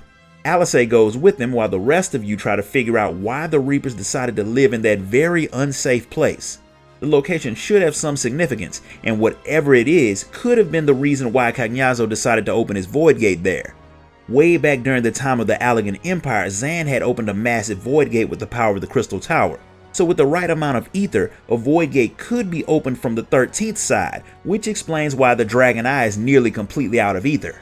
When you think about the fact that the archfiends had drained some of the dragon's ether to power themselves up, Azhdaya may not have much longer to live. But what Y'shtola can't really understand is why did Golbez decide to attack now instead of 5,000 years ago when Azhdaya first got there? And there's still no clue about why the archfiend had popped up in so odd of a spot. Varshan's panicking a little bit, which Estinian understands, but if the dragon doesn't calm down, they won't have a chance of saving his sister. Estinian is okay with giving him a minute or two to get his mind right, but after that it'll be time to get back to business. You all give him a bit of alone time, and you use it to help the twins look for anything useful in the area. Alice's already made sure that there were no voidsent left, so you all can gather materials in peace. The main thing that the Garleans need is fuel, and it turns out that the Reaper City was built on top of a whole gold mine of ceruleum, which kind of makes sense. The stuff is the main source of fuel for all things Garlean, and with the Reapers living and training away from the main city, they would have needed that fuel to be self-sufficient. Once you've all loaded up the mammoth with as much ceruleum as you can carry, Varshan finally finishes moping, and he's ready to get back to the search. One good thing that Y'shtola notices about Azhdaya's eye is the fact that it still hadn't been corrupted by the darkness of the 13th, so it's likely that the dragon is still herself, which does make Varshan happy. While the twins would love to keep working with you on your quest, they have their own duties to take care of in Garlemald, but they will keep a lookout just in case another void gate opens. With that said, the twins head off, and the Warrior of Light and her team head back to Radz-at-Han to get ready for their trip into the void. They all get ready to head out, but a massive explosion of flame ether erupts in the sky not far from the city, and the group races off to Thavnir to see what happened. They run into a fisherman who lets them know that a giant monster appeared out over the sea in an explosion of ether. Then he headed off to the north. It looked like a blasphemy, but he's not sure. He just knows that it wasn't something he'd want to see up close. The island where the thing appeared is not far from Azadal's legacy, which makes Y'shtola think that the voidsent have come after their void gate. Varshan gets the bright idea to go dragon form and track this new monster down, but Estinian stops him. The people are already going to start rumors about another blasphemy, and if they see their leader take off in his dragon form, he would pretty much confirm the rumors and cause the people to panic. He keeps forgetting that he doesn't have to do everything himself, so he lets the Warrior of Light and Zero go hunt for the monster, while he gets his soldiers together to make sure his people are okay. Y'shtola and Estinian will go and make sure that the void gate hasn't been damaged. You all have your missions, so you split up to take care of them. The Warrior of Light and Zero split up to go talk to the people around the area so they can hopefully find some information about where the monster went. After asking around, the Warrior of Light finds out that the monster had headed toward a nearby mountain, so of course she follows it. While she's on the trail, she gets a call from Y'shtola with some bad news. Your void gate has been destroyed. That was why Cagnazzo had led you all to Garlemald. It was so the other archfiend Rubicante would have time to destroy your path back into the void. You find him floating and admiring the beauty of the source. He fully remembers the time when his world looked like yours, but he had given up on seeing it again until he met Golbez. That's why he joined him. He respects the fact that you're trying to save the dragon, but since freeing her would interfere with Golbez's plan, he can't let you do it. That was the other reason he came. The first was to destroy the void gate. The second was to finish you off. While Rubicante is the strongest of the archfiends, he's still not strong enough to bring down the Warrior of Light. Zero shows up after the battle because of course they couldn't have her help you with the fight. But since you beat him, Rubicante has no problem telling you what Golbez is planning, since he doesn't think there's anything you can do to stop him anyway. When he starts the story, the echo shows the Warrior of Light a scene of Golbez talking to all 4 archfiends. Since they were voidsent who were strong enough to remember who they had been before the world was destroyed, they still want to bring it back. Unfortunately, that's all but impossible, but it doesn't mean that they have to stay trapped on that destroyed world. Golbez wants them to join him on his mission because the Ascians had revealed to him that there were other worlds out there, and if they could break the barrier between their realm and the source, they could escape their never-ending cycle of resurrection.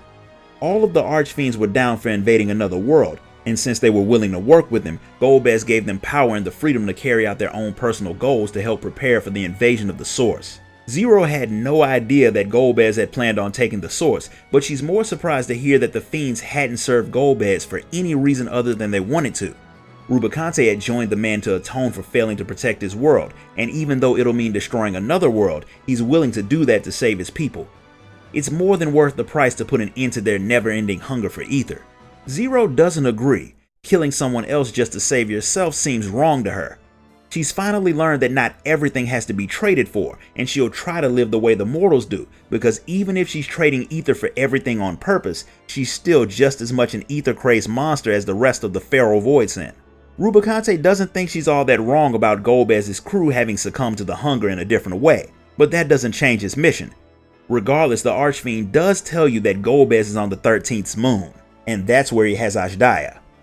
He doesn't consider telling you a betrayal since there's nothing you can do to stop Golbez, but he did take Zero's words to heart, and if you can reach Golbez, you might be able to convince him to find another way to save the voidsent, if that's even the man's true goal. And with that, the last Archfiend dies. Zero's upset that she missed the fight, but she is glad that she got to talk to Rubicante. It put her one step closer to figuring out why she feels so strange. Even though your way back into the void has been destroyed, she does see a bright side. They could have used the gate to bring more voidsent to the source, and having them show up so close to Radz-at-Han would not have been a good thing. But you all need to figure out how you'll get back to the void, so the Warrior of Light and Zero head back to the city to check in with the others. Y'shtola pretty much told you everything you needed to know about the broken void gate, so she wants to know what happened to you. She's not surprised about your fight with the Archfiend, but she wasn't expecting to hear that Golbez was planning on invading the source so the voidsent would be able to die. If they were just coming over to take themselves out, Estinian wouldn't have had a problem with that, but an entire world full of voidsent coming over would be kind of bad for the people, and that says nothing about the damage that would be done to the source if the barrier between it and the void broke. It would be almost as bad as a calamity. The only problem is you can't get to Golbez now that your gate is destroyed. He did sacrifice both of his last archfiends to block you all from the void, so he must not need them anymore to finish his mission. That means you need to find a way back to the 13th as fast as possible. I have a theory about what's going to happen, but we'll discuss that at a later date. Y'shtola heads off to Sharlayan to see what she can find out about getting back to the void, while Estinian goes off to do what he does best, and that's train legs. And Vritra wants to know if Zero will help you all when you find a way back to the void. She will, and she won't charge you a thing. She'll do it just because she wants to. It'll help her figure out her own feelings, but what really matters is you'll have her help, and you'll need it, because Golbez not only has Ashdaya imprisoned on the moon, his base is sitting in the crater that had held Zodiark, which makes me wonder if that is the reason why he's so powerful. Did he consume the piece of Zodiark that was on the 13th? And if he did, what happened to the Watcher? When the Warrior of Light meets back up with Varshan and Radz-at-Han, he still hasn't heard anything from Y'shtola about a new method of getting back to the void. The lack of information has been making him antsy, and he's not the only one. Estinian has been so bored that he's been volunteering to help train soldiers without even complaining a little bit, which is very out of the ordinary for him. Zero has been spending her extra time restoring her ether. In other words, she's been eating a lot. She's about to head out to do just that, and she invites you to come along, which is kind of out of the ordinary for her. Varshan was planning on going through the city anyway, so he decides to tag along too. After picking up some spices, because while the people of Radz-at-Han like their food to have a bit of kick, nobody likes their food as spicy as Zero does, so she likes to bring her own ingredients for a curry. She grabs enough to make some for everyone at the restaurant to have a bit too, and while the old Zero wouldn't be all that eager to share, this more people-friendly version of her isn't against the idea. Granted, I think the real reason she's fine with sharing is because most people's tongues would burn off if they try to eat her food. Because the Warrior of Light is good at everything, she's perfectly fine with eating a bowl of fire while the rest of the patrons are very nearly dead from it. Varshan decides to bring some food to Estinian, but he doesn't bring the curry because apparently the dragon doesn't think his reaction to it will be all that funny. The Dragoon's in his room shirtless and sweaty doing push-ups on his fingers like a boss, and Zero proves that not only has she started liking food since she's been staying on the source, but she also seems to have a thing for half-naked sweaty men. Since Estinian was already half-naked, her first thought was to join him. Unfortunately, Varshan proves that dragons are the worst wingmen and he doesn't let the woman get naked. Once Estinian's finally put some clothes on, Y'shtola shows up and she's brought Urianger with her. She's finally figured out a way to get back to the 13th, and since learning said information took a trip to the moon, she decided to get some help from Urianger. After she brought him up to speed on everything you've all been doing, he was more than willing to join in on the mission to save Ashdaya. From what Rubicante said, both Golbez and Ashdaya are on the moon of the 13th, and while you have the means of going back and forth to the moon from the source, even if you went back to the void, you wouldn't have a way to get to the moon there. So Y'shtola figured it'd be better to cut out the middleman and open a gate straight from the source's moon to the 13th's. Granted, doing that could make a way for voidsent to come through to the source, so Y'shtola got Urianger to help her figure out a way to handle that not so little problem. Since they're working on the moon, he decided to get the Loporrits and the Watcher to help too. Y'shtola's figured out how to actually open the gate, which is definitely the more difficult objective, and she thinks her method will only work because she's doing it on the moon. There's a lot of stuff that she'll need to pull it off, including a whole lot of ether since the hole has to be large enough for 2 very large dragons to go through. And the way she plans on getting the ether there is by using the Tower of Babel in Garlemald. Vandaniel had used it to break Zodiark's prison. Now she wants to use it to open the Void Gate. She's gonna head back up to the moon to set up the means of using the ether, but she'll need help from Varshan's alchemist again, namely Nadana. She wants Estinian to play the role of bodyguard for them since a trip to Garlemald isn't exactly safe, and he's more than eager to do anything that gives him the opportunity to get a bit of action. Urianger is gonna handle all the preparations planetside, and he's gonna need your help. Once Varshan switches to his more useful vessel, Urianger lets you all know the full details of the plan. While Y'shtola and the others get stuff set up on the moon, you all have to get the ether you need and get it to the Tower of Babel. The tower was able to draw ether from the land, so using it to shoot ether to the moon won't be all that hard. But drawing ether from the land is not exactly healthy for the planet, so you'll have to find a different way to get it. The second mission is getting the Garleans to actually let you use the tower. The Ilzabar contingent is in control of the thing, and with all of the destruction that it caused the last time it was used, they might not be willing to let you play around with it. Varshan doesn't think it'll be all that hard to convince them once you tell them what you're working on. He thinks finding a place to gather all the ether that you need will be harder, but Urianger already has a place in mind. There's an island called Ham near Sharlayan. The place has so much ether that it sprays out in geysers. That was the island that the Sharlayans had planned on using to power the Ragnarok spaceship, but we ended up using other means to power the ship, so none of the ether from the island had been used. That means all you need to do is ask the forum and they should let you get as much as you need. Zero's not all that fond of having to ask permission to do literally everything because it's kind of annoying, but that's just how things work when you're dealing with governments and stuff. Normally the Scions would be able to avoid a lot of the red tape, but since they've officially disbanded, that bit of freedom is gone.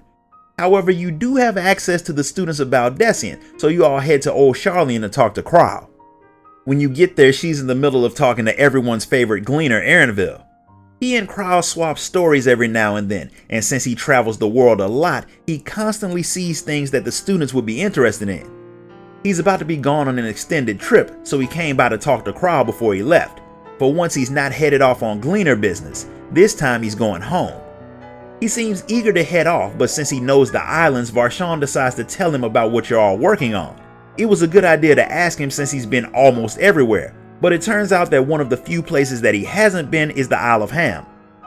The place is under the direct control of the Forum, so very few people are allowed to ever go there. That means you'll be going in mostly blind, but Krau can at least handle the whole getting you access thing. You still need to figure out how to collect the ether that you'll need, so that means you'll have to talk to someone who was involved with building the spaceship.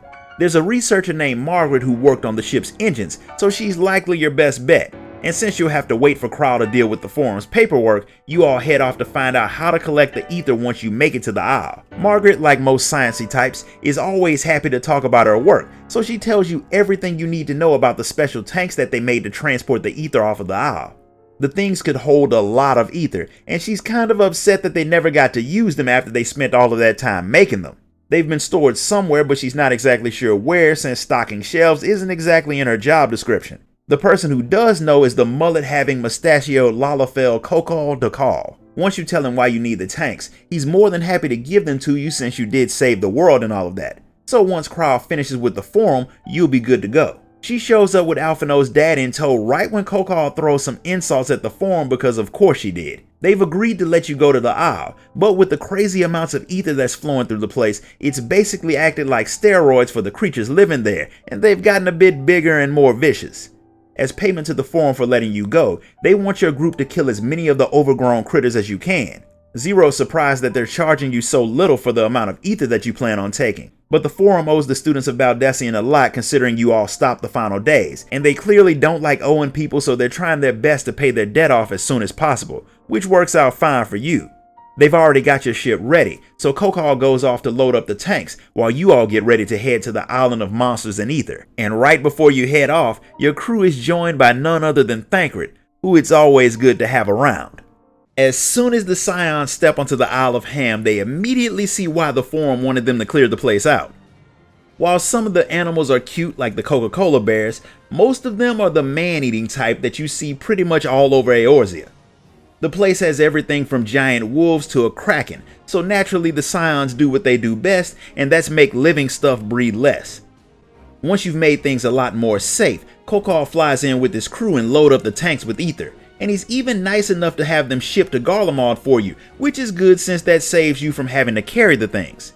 They take a while to fill up, which gives Zero time to talk to Thancred about something that she hadn't ever been able to do: trust people. She hadn't even been able to do that before the 13th became the Void. The Memoriates got corrupted by their power, and they'd turn on pretty much anyone, so trusting them was a pretty good way to die. Everyone on the 13th fought alone, and they lost the same way. She wouldn't even know how to trust anyone, but she does want to learn. Thancred doesn't think he can teach her how to do it, but he figures that if she keeps hanging out with you, she'll understand it eventually. Once everything's done, Thancred heads off to get back to whatever he's been working on, while you all get ready to work on your second objective, and that's getting access to the Tower of Babel, so you all head off to Garlemald to talk to Lucia. Once Varshan tells the woman what's going on, she lets you all know that it won't exactly be easy to activate the tower. The machinery itself is pretty hard to operate, but getting the people of Garlemald to let you use it is going to be kind of tricky. Most of the people who are still staying there are native Garleans, and they were never comfortable with people using ether for stuff. Not to mention the fact that the last time the tower was turned on, it caused quite a few bad things to happen, like the destruction of the entire nation. So if the thing suddenly turned back on, the people would freak out. Zero does point out that the alternative is waiting around for Golbez to invade with a planet full of voidsent, which is a pretty good argument, but Maxima points out that most Garleans don't even understand the concept of magic or other worlds. It's not going to be easy to convince them of the gravity of the situation, especially since a lot of them would rather die than deal with magic. That's kinda stupid, so Lucia is willing to help you all convince the people, and the best way to get started with that is to talk to Alphino and Alizé. The Garleans trust them quite a bit, so they would be useful when it comes to getting people comfortable with the idea of activating the tower. While you track down the twins, Varshan wants Urianger to start making the tower run. The twins, like everyone else, are always glad to see you, and they agree with the fact that the Garleans won't really like the whole turning the Tower of Babel back on thing. Julius thinks it'll be a little worse than just not liking it. Quite a few of them might try to stick you with pointy objects if you mess with the thing. It's not like the Garleans and the Ilzabar contingent are the best of friends anyway. Their relationship is still pretty iffy, so anything can ruin what's being built. Alizé figures that the best thing you can all do is talk to the people to see exactly how they feel about it. Then you can try to make a deal that can benefit everyone. Since that's all you can do, Julius agrees to take you to meet the community leaders at a place called the Sonatas. Since Varshan's the leader of his own nation, he's the one who will go talk to the leaders to do a bit of politicking, while the rest of you, minus Zero, go talk to the common folk. Since Zero's a voidsent, Varshan wants her to come with him to better help explain the threat. The twins head off to talk to some people in Tapper's Den while they leave Tertium to you. You didn't really need to talk to the people to find out that they'd rather you tear the tower down than use it, but some of them do remember the things you've done for them, so if you say it's necessary, they'd be behind you. Others are scared that if they go against the wishes of the Ilzabar contingent, the foreigners will cut off their food supply. The leaders of the Garleans Council, Naeus and Matthias, have been working on building a new government in Garlemald, and when Varshan mentioned the Tower of Babel, they decided they wouldn't say anything else until they talked to the representatives of the Ilzabar contingent. So Julius decided to bring them over to you. They came just to say that they're tired of foreigners being in their stuff and they want you all gone. The old Garlemald did fall, but it got destroyed by a civil war, not Eorzeans. They are officially going to reclaim their land, and they want you all out of it. Considering their current economic situation, they know that's dumb, but if you start negotiating with some ridiculous demands, then you can at least get some of what you want. Varshan doesn't know all that much about the people of Garlemald and what they need to survive, but it doesn't take much to know that what they really want is their independence back. Having to rely on other nations for help isn't at the top of anyone's list of favorite things to do, but without the aid from the contingent, the Garleans would die, and they don't have too many ways around it. Zero thinks all of that could be solved if the contingent and the Garleans made an actual agreement, complete with terms and types of help that they'll offer, what the foreigners can and can't do on Garlean soil, and so on and so forth. Kind of like the concrete deals that voidsent make, which gives Varshan an idea that he thinks will help everyone, but he wants to run it by Lucia and Maxima first. Since he runs Radz-at-Han, he can set up a trade agreement between his nation and Garlemald. If the Garleans have a means of supply outside of the Ilzabar contingent, they won't feel like their country is being taken over by foreigners, and they won't feel like a charity case if they have their own stuff. Even during the war between Garlemald and Eorzea, the people of Radz-at-Han had an agreement to where neither nation would interfere with what the other was doing, and they'd keep their trade going between their people. Varshan wants to get that back up and running. In exchange, the Garleans will let him use the Tower of Babel, and they will sell their magitech to his people. The deal would help both nations, and Maxima thinks it'll be great. It may even help get other nations to join in too. When Varshan, with a little help from Maxima, explains his proposal to the two leaders of Garlemald, Matthias still doesn't agree to do it because he's an idiot, but Neas is more receptive to the idea. Julius understands that Matthias doesn't want to have to accept that the old Garlemald is gone, but he does finally get through to him, and he decides to finish the talk with Varshan. Zero's still watching all of this unfold, and she's starting to understand more and more about how people can start to trust in others. She also starts to understand why that's a foreign concept on her world. Getting people to trust you requires you to put yourself at risk by trusting them first, and where she's from, that's a good way to get eaten. During the Contra Memoria, people will judge based off of how useful they were. If you didn't get that concept, then you died pretty fast. Zero's mother had wanted to save her world, so after she died, Zero tried to carry on the woman's mission on her own. There was only one time during her quest where two men tried to help her. She met them in a village after they had saved the people from some corrupted Memoriats, and when they saw that she was fighting the same people they were, they figured it'd be a good idea if she joined them. They had left their kingdom, a place called Baron, and they were looking for a way to end the Contra Memoria. It was a goal that lined up with Zero's own, but there was no way she'd trust the men to watch her back after all of the stuff she'd seen. So she left, and she was surprised that they let her go. In hindsight, their offer might have been genuine, and if she had teamed up with them, then she wouldn't have been left nearly dead when she had got crowded by a group of people. But she'll never know, because while she was bleeding in the snow, the world ended and she was sucked into the rift. When she made it back to the 13th, it had become the Void. She regrets having faced the end of the world alone, but she can't change it. What she can do is not throw away the opportunity to work with her new friends to possibly save her own world. But first you'll need to get access to the Tower of Babel, so you head off to see how the talks are going, so you can finally get back to the Void and stop Golbez. After a bit of negotiation between Varshan and the leaders of Garlemald, they finally come to a trade agreement that everyone agrees to. And because of that, they give the Warrior of Light and her friends what they want, and that's access to the Tower of Babel. That access couldn't have come at a better time since your ether tanks are almost there. Once the tower is full of ether, all that'll be left is to wait for Ishtola's signal. Since she hasn't sent any word on her progress, Varshan figures that she might need some help, so since you're done on your end, you might as well head to the moon. Ishtola did tell Urianger to let Varshan know that she thinks what his sister will need once you all make it back to the Void is her brother, not his vessel, but Vritra in his full Great Worm form. The portal will be big enough, so he thinks that's a good idea, and since he can fly through outer space with no problem, he'll meet you all on the moon. He leaves to go put his eye back into his real body and start the trip to the moon, but not before he gives Ashdaya's eye to you. He wants you to keep it until you save his sister. You all head off, leaving the twins to activate the tower when Ishtola gives the signal. When you get there, Ishtola and her team, which includes Nidana and Estinian, are happy for the extra help since she still has some work to get done. The Watchers helped her get her portal opening ritual set up, and now she needs the ether from the tower to hopefully open the portal. Her group had to use all of their considerable knowledge, but they also managed to figure out how to contain any voidsent that comes through the soon-to-be open massive void gate. It was pretty easy to come up with once they thought about it. The moon had a machine that was able to hold Zodiark, so once you fix what Fandaniel broke, it'll be the perfect voidsent blockade. The Watcher's already working on fixing the things, so if you all help, it'll go faster. Y'shtola's positive that the barrier will stop all of the big critters that come through. The small ones might be able to squeeze through the barrier though, so she wants the Lapis to handle that. She wants you to go and talk to them, and Zero wants to come too, probably because everyone likes the moon bunnies and she wants to see why. Y'shtola's already told Livingway that she wants some of their best combat machines, so the other moon bunnies are already gathering them all up. The things look impressive, but they've never fought voidsent before. Fortunately, you have your own personal voidsent who is perfectly fine with testing the machines. Half of them run away when she powers up. The rest get beaten with absolutely no effort. The Lapis don't feel bad about that.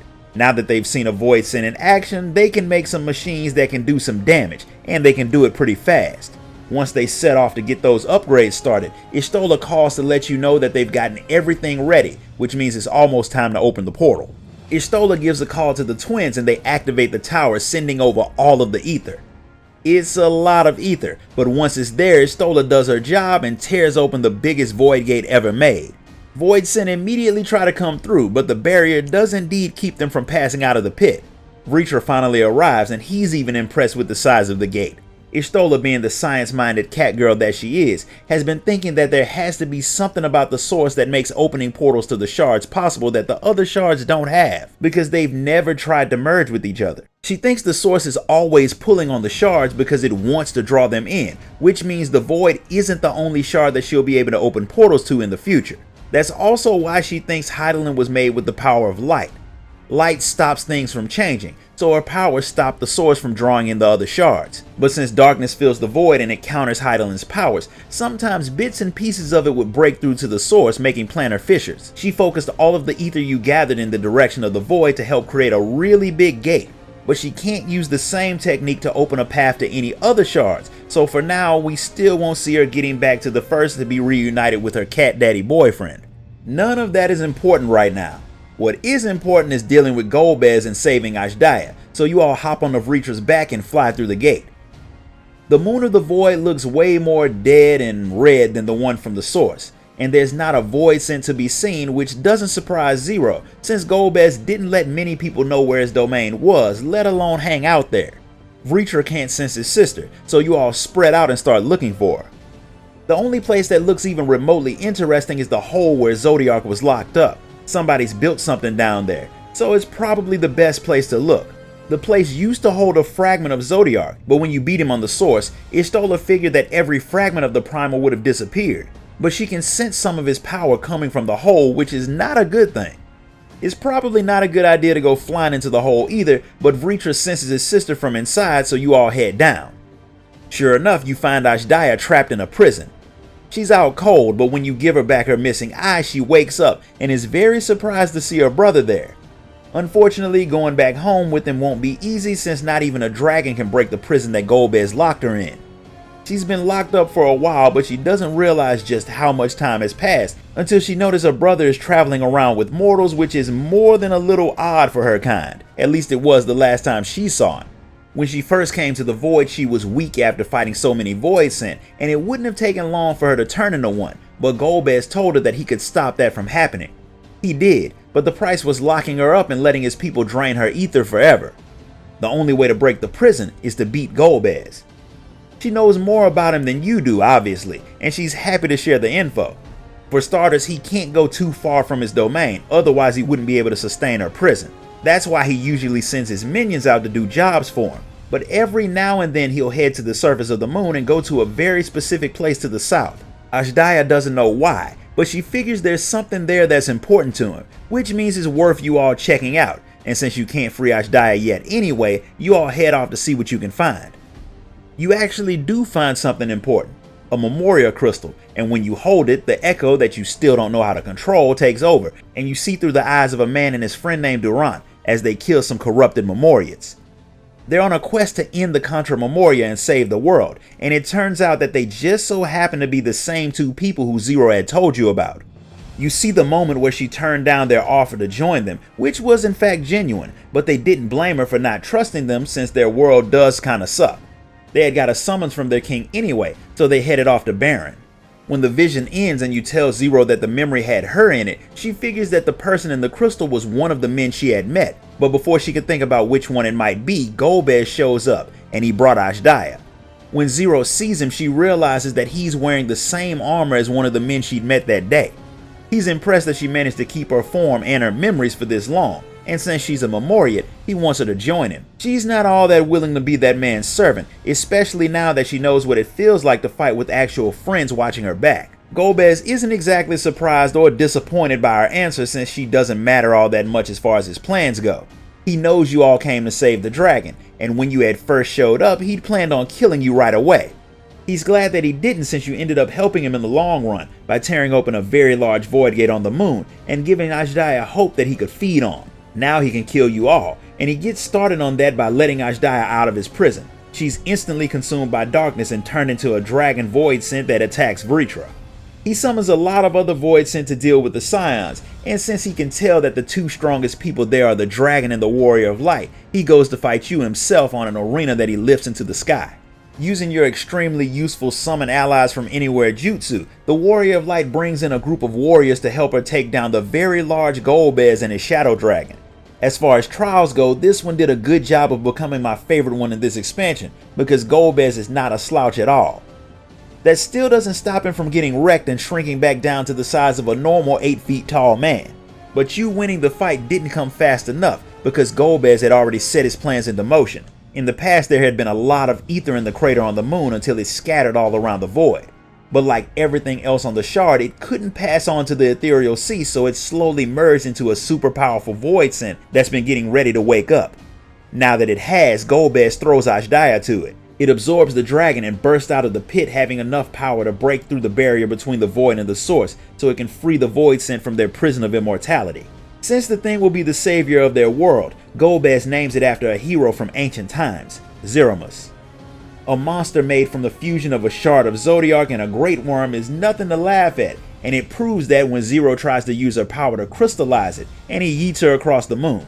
Zeromus is letting off so much ether that the warding scales won't be able to protect you for much longer, so you all hop on the Vritra's back and do the only thing that you can, and that's flee for your lives. The fact that Golbez was able to use Azhdaya's hope as a power source to create a super voidsent was not something that Y'shtola had predicted, but now you all have something that is way worse to deal with, but you can't deal with it without a plan, so you all get ready to head back to Radz-at-Han after you go tell Urianger what happened. While it's pretty bad, Urianger points out that since your barrier around the Void Gate is made out of Zodiac's prison, it's more than strong enough to keep Zeromus from breaking through it, at least for a while. There's no way to know if the shield you made is as strong as Hydaelyn's original one, and you don't know how strong Zeromus is since he did eat a great worm and is made directly from a shard of Zodiac. Urianger will keep watch on it while you head back to Radz-at-Han to plan your next move. Losing Azhdaya has really done a number on everyone, but Zero points out that even though she got eaten, when a voidsent is consumed, it doesn't die, and if you kill Zeromus, Azhdaya can reform and be her old self again. She'll need something to help remind her of who she was, so Zero tells Vritra to stop moping around and get ready to call his sister once you all beat the super voidsent. It'll be a little bit harder than just walking up and poking the thing a few times. Estinian thinks it'll be a better idea to just let Zeromus come to the source where it'll have less dark ether to draw on, and you can kill it for good. The only problem with that is that will kill Azhdaya too, so the only way to save her is to beat Zeromus on the void. Considering how easy it was for him to smack Zero, that may not be all that simple, but Y'shtola, being who she is, has already figured out a way to weaken the thing. Since it has a world full of darkness to draw on, you'll need a world full of light to counter it, and you just so happen to know a place that's full of it, the First. She doesn't know how to harness that either, but she's pretty sure she can figure it out. In the meantime, Estinian is going to head off and do some training, and Zero decides to join him, and I'm sure the fact that he works out shirtless only has a little bit to do with her decision. The Warrior of Light shows up in Radz-at-Han right when Varshan was getting ready to call her. Something has happened to the Void Gate, and he wants to talk to everyone about it. As luck would have it, Y'shtola is supposed to be on her way to the city too, and hopefully that means she's figured out how to draw the light from the First. The fact that she shows up with the machine is a sign that she does have some good news, but that'll have to wait until after Varshan tells you all his news. Urianger sent a message saying that the brands that they were using to keep the voidsent from coming through to the source are breaking down. The Lapis are trying to keep them up and running for as long as possible, but it's only a matter of time before they fail completely and you have a full-scale voidsent invasion on your hands. The fact that those seals had held Zodiac for eons but are breaking under Zeromus' power lets you all know that you're going to be in for a fight when you come face to face with the thing again. Fortunately, Y'shtola has come up with a way to draw the light from the first and use it to weaken the voidsent. She worked with Sid in the Ironworks because no one who wants to build something complicated would be stupid enough to do it without him, and they've built some ether transmitters that they can use to guide the flow of ether from wherever they want. The plan is to put some in Nabatha-Rang, right where the flood of light stopped, and guide that ether into the crystal tower. Since the thing is proven that it can send things across dimensions, it only makes sense to use it. Once that's done, they'll send the ether from the tower to the source, then into the rift to the 13th, right through Zeromus' shield. Since some of these transmitters have to be put on the first and you're the only person who can go, it's time for you to take a little trip. Zero wants to tag along so she can see the world that you brought back from the edge of destruction, so she can figure out how she can fix her own. She's perfectly fine getting into a spirit vessel and taking the ride in your pocket, since when voidsent gets summoned, they leave their bodies behind anyway. So Y'shtola lets her borrow her spirit vessel so she can take the trip with you. Of course, that means you'll have to trek down Bekluk first so the new Mo can get the woman out of the crystal. While you're going to be off catching up with old friends, Estinian decides to head back to the moon to help guard the Void Gate. Since you're going to be dealing with a lot of light ether, Y'shtola thinks you should get Reen to help since she can control the stuff. Bekluk is happy to see you again until you mention the fact that not only do you need another soul freed from a spirit vessel, you're planning on taking light to the void. All of that sounds like too much work, but since everyone who knows the Warrior of Light is used to her finding ways to make everyone's life more complicated, the dog Faye is fine with helping out.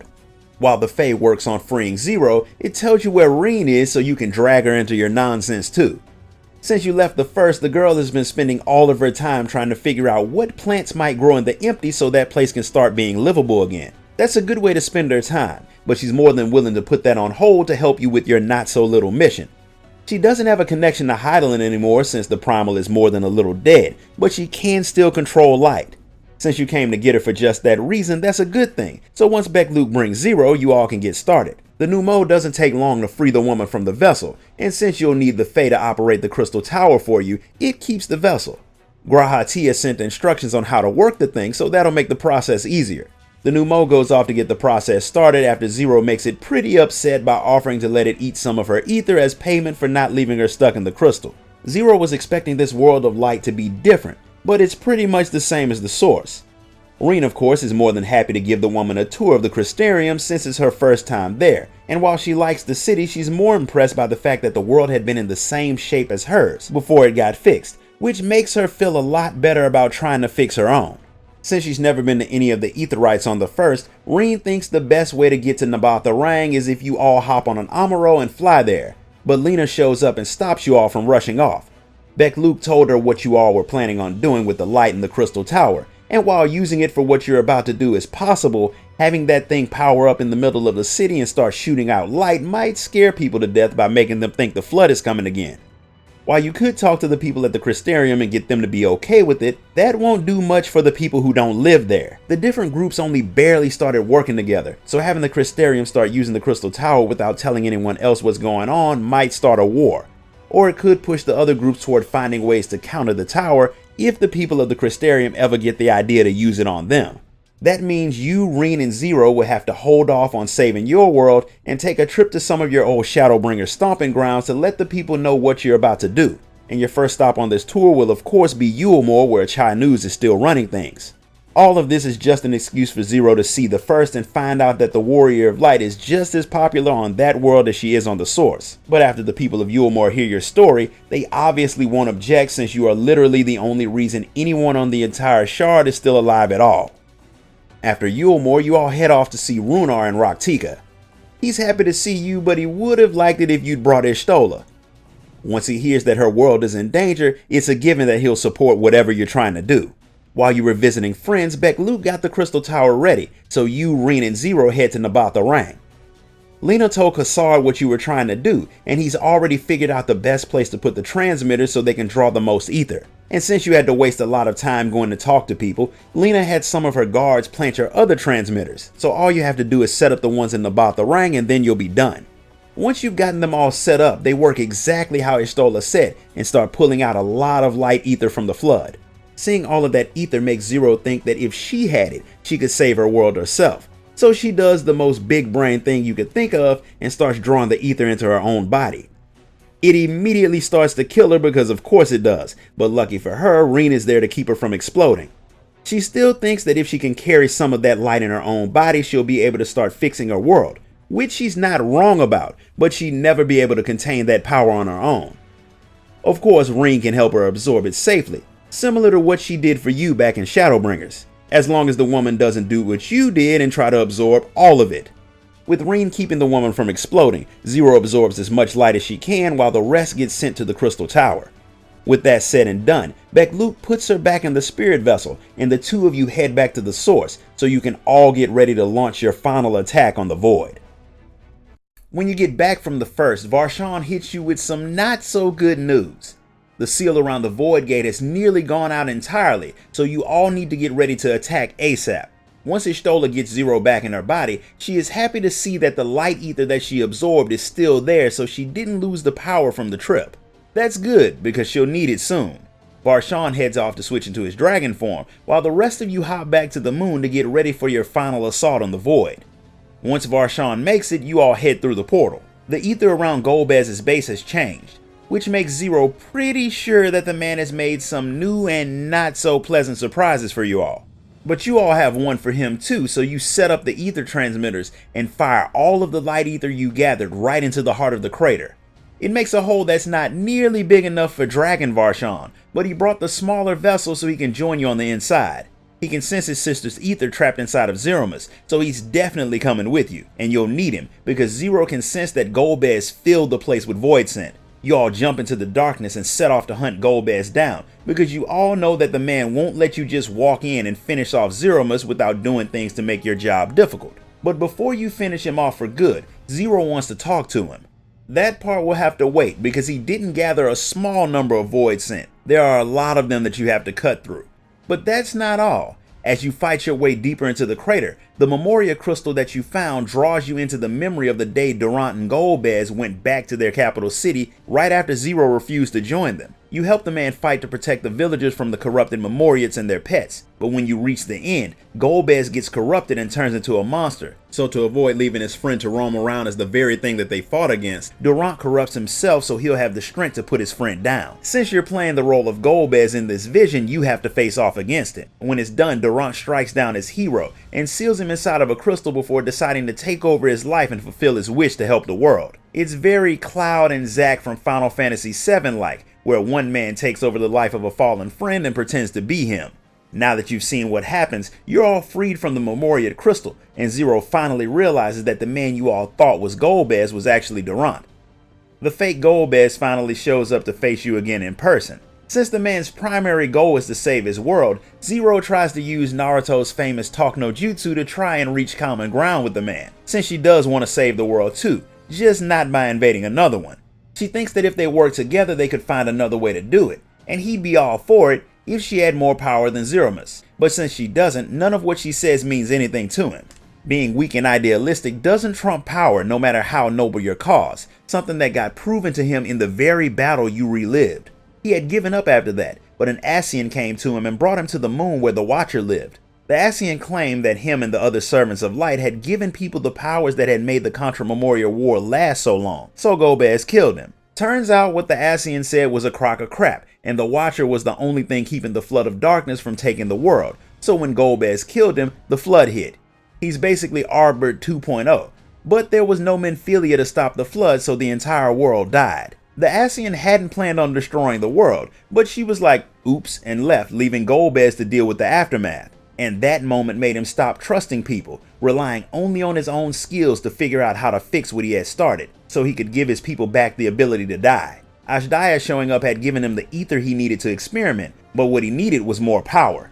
He didn't get it until the day the piece of Zodiac that was sealed on the moon exploded into a cloud of ether, something that happened the day the Warrior of Light killed him on the source. All shards of Zodiac died with the original, but since ether can't go into the life stream from the void, it stayed there, and Golbez was able to use it and the dragon to come up with a way to break the barrier between worlds. Now he's on the final stage of his plan, and he won't let any of you stop the super voidsent from fully waking up. That means it's time for a fight. Golbez was ready to delay you all even though he's still hurt from your last fight, because while you were away he used the remains of his archfiend's ether to restore them. They're not nearly as strong as they were before, but they can still stall for time, which is all Zeromus needs to wake up. So the no longer scions of the Seventh Dawn and Zero deal with them, while the Warrior of Light jumps feet first into the darkness to try and put down Zeromus before he wakes up and starts the voidsent invasion. Since it's merged with Ashdaya, the thing's only goal is to go back home to the source, and that means cutting a path through whatever's in front of it, starting with the Warrior of Light.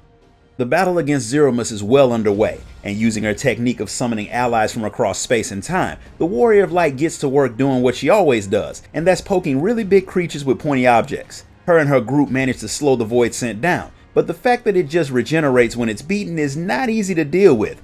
But the not scions of the Seventh Dawn and Zero finish their battle with Golbez, and they show up to lend a hand. Apparently Zero is good at using Naruto's Talk no Jutsu, because Golbez decides to show up and help bring down the monster that he made.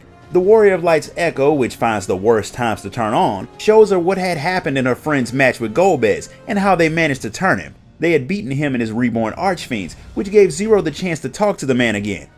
She pointed out that breaking the barrier between the void and the source wouldn't fix the world, but if the two of them work together, they may be able to really heal it. So she draws out some of the light ether that she took from the first to prove to him that it's possible, something that she was only able to accomplish by trusting others to have her back. Trusting people is very un-voidsent-like, since that could lead to you getting eaten, but she figures giving Golbez a chance to work with her to fix the world is better than letting Zeromus kill everyone. Since he had made a similar offer to her in the past and she'd refused it, she really hopes that he doesn't make her mistake, because she's pretty sure that battle where the real Golbez died would have turned out differently if she had teamed up with him. To prove that she's serious, she gives him some of the light ether, and it lets him remember the day that they had met, and just how much her turning down their offer had messed with their morale, because they knew that everyone fighting their own individual battles would never be enough to stop the war. And they had been right. So he decides not to make the same mistake, and he teams up with the Scions. Barbariccia still isn't happy about what the man did to his sister, but he's willing to look past it if the man helps save her. Y'shtola even offers to help figure out how to fix the void, but she's probably doing it more to see if she can than to help the voidsent. He agrees and the vision ends. Fortunately, this whole scene played out in a few heartbeats, because Zeromus breaks through Golbez's shield and Zero decides to go on the attack. She wants Barbariccia to be ready to use his dragon powers to call his sister the minute she scatters Zeromus's ether. That way he can separate the dragon from the thing. But as soon as she hits the voidsent, it counters with an attack of its own that nearly kills her. That's when all of the light ether she absorbed takes over and lets her change jobs from a reaper to a paladin with enough holy power to cut through the voidsent, once Golbez lends her a bit of his own.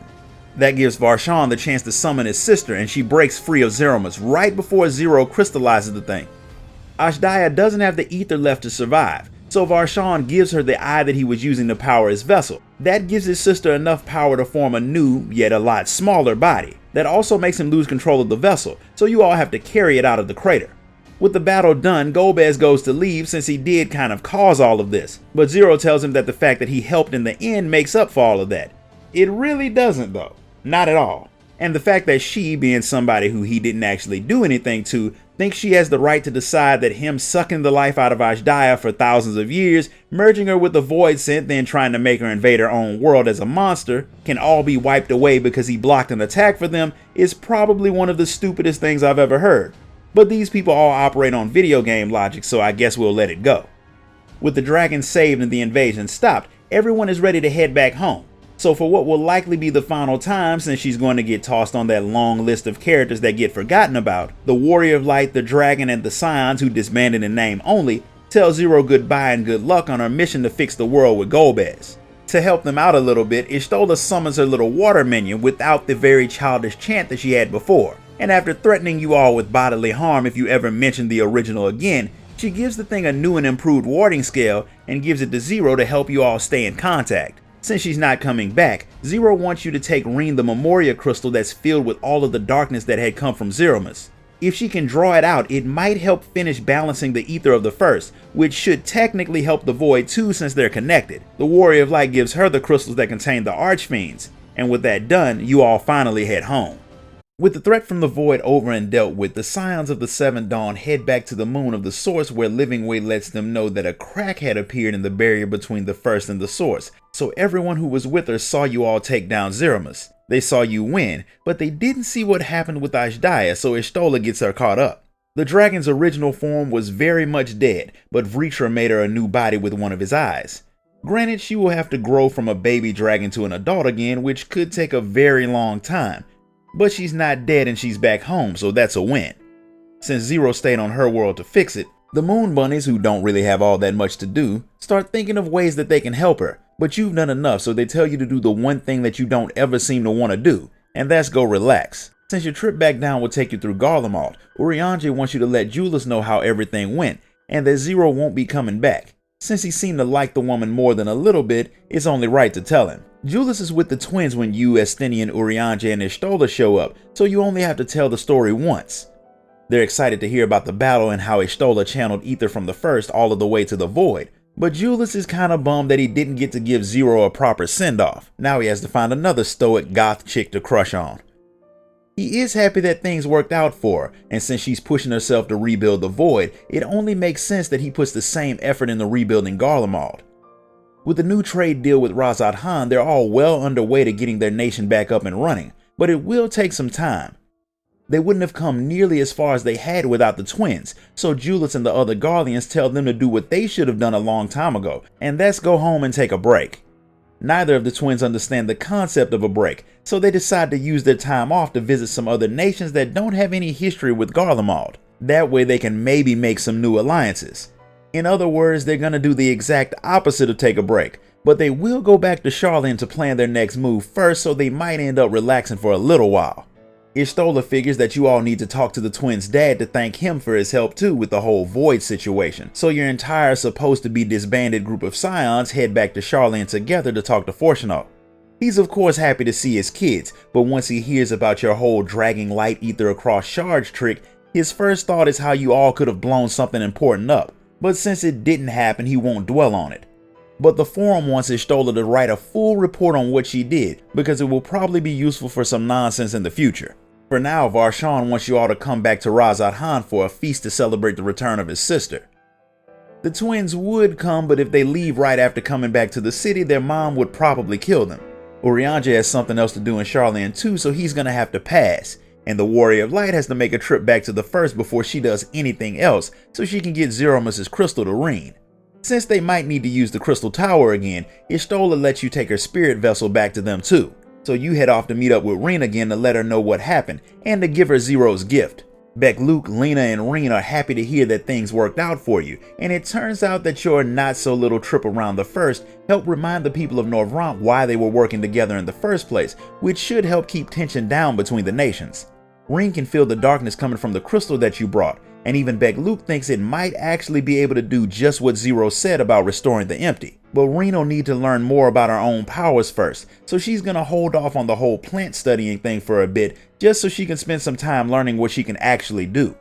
Gaia, who conveniently wasn't there when you came by with Zero because there can only be one goth girl on screen at a time, finally shows up before you leave, which means you have to tell her the whole story about what you've done, and about the plan to use darkness from the Void to fix the empty. With her being who she is, you would think that they would have come up with that idea a long time ago, but nothing ever said they were smart. With your mission finished, you make your way back to Radz-at-Han to join the others at the feast to celebrate the return of Azhdaya. The whole city is there drinking and having a good time talking about some of the dumbest things. Estinian can't believe all of this came because he bought an extremely expensive map, and he's curious to find out what's going to happen in the future. For the moment, Y'shtola's only plan is to spend who knows how long working on a report to Sharlayan, and of course figuring out how to get back to the First, while Varshan plans on reclaiming his lost time with his now little sister. It's finally time for everyone to get that break they were supposed to get after the final days, at least until the next adventure pops up, and it will probably have something to do with the letter Kral found asking for help from her grandfather, as well as the very mysterious person that Erenville brought back with him from his homeland, which just so happens to be the New World. While hanging out in Radz-at-Han, the Warrior of Light gets a message from Varshan. The students of Baldesion are looking for you, and they want you to come to Sharlayan as soon as you can, so you head off. Kral and Graha are waiting for you, but they weren't the ones who wanted to talk to you. It was actually Erenville, who seems to have made it back from his trip a lot sooner than he was supposed to, and he's brought someone who wanted to meet with you. The Gleaner's trip had been to Tataru, more commonly known as the New World, and the person he brought back is a very energetic friend from his homeland, Wuk-Lamat, who just so happens to be two things that aren't all that common to see in Sharlayan. She's the heir to the throne of Taligulal, the capital of the New World, and she's a female Hrothgar, something that definitely should have gotten a bigger response from the Warrior of Light and her friends. Wuk-Lamat doesn't waste any time getting to the point of her wanting to meet with you. The rite of succession is about to be held in Tataru. It's a big contest to determine which of the heirs to the throne will be the next ruler, and since she's heard of how great of a warrior you were from Erenville, she wants you to come to her home and participate as one of her champions. Not gonna lie, having a god slayer competing with normal people in anything seems unfair, but with the New World being a place that very little is known about, the Warrior of Light could finally run across something that she can't beat, so the idea is definitely intriguing. But there are a lot more questions that need to be answered before you run off to the other side of the world, and lucky for you, G'raha and Kral have quite a few of them to ask, since the Warrior of Light is still kinda mute. From what G'raha knows of the New World, the Mamuzja are the ones in charge, so the fact that a Hrothgar is claiming to be the heir to the throne isn't matching up with what he knows. He's not wrong, a Mamuzja does rule, but Tataru is way more diverse than people think. The current king is a two-headed Mamuzja who also happens to be Wuk-Lamat's dad. She's obviously adopted, but that doesn't remove her claim to the throne. She doesn't know much about your people either, so she's not offended by the questions. She does think that since you're an adventurer, you'll really enjoy the competition since it supposedly involves the legendary City of Gold, and an equally rare monster. Erenville doesn't even believe that the Golden City exists, but Wuk-Lamat thinks that's funny coming from him since he spent a lot of time looking for the place.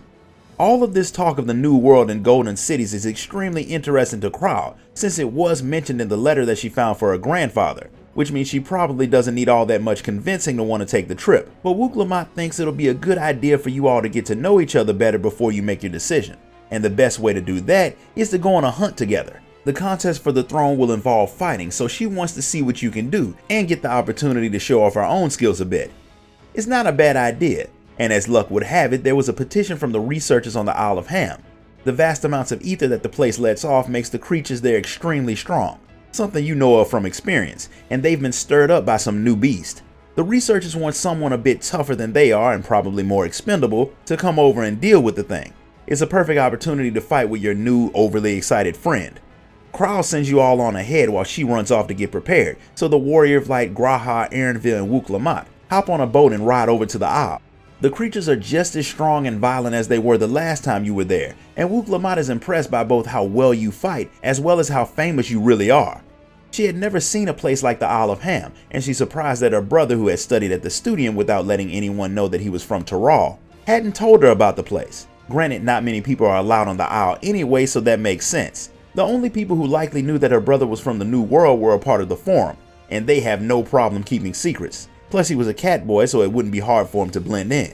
There are obvious signs around the island that there's some type of very large predator around, and it doesn't take long to track down what you all think it is, until the real monster shows up and snatches the thing that you thought was the dangerous creature. The thing looks like Toucan Sam if one of the ingredients in Fruit Loops was HGH, which means fighting it will probably be fun. The fact that it also repeats things that you say makes it a lot less so, but after filling it with arrows and magic, you put the giant talking bird down. While she talks a big game, the fact that her hand is shaking after the fight shows that Wuk-Lamat isn't nearly as experienced at combat as she claims. The bird is also not as dead as it should be. In the most obvious sign that they were waiting to give Kral the chance to make an entrance, the Warrior of Light and G'raha, two of the most powerful non-dragons on the planet, watched the thing get back up behind a potential leader of a nation without warning her that she was about to get eaten. Also, Kral can show up and finish the thing off with her new magic. After she couldn't join you all in Ultima Thule because of her lack of combat skills, she started training so she could be useful in battle,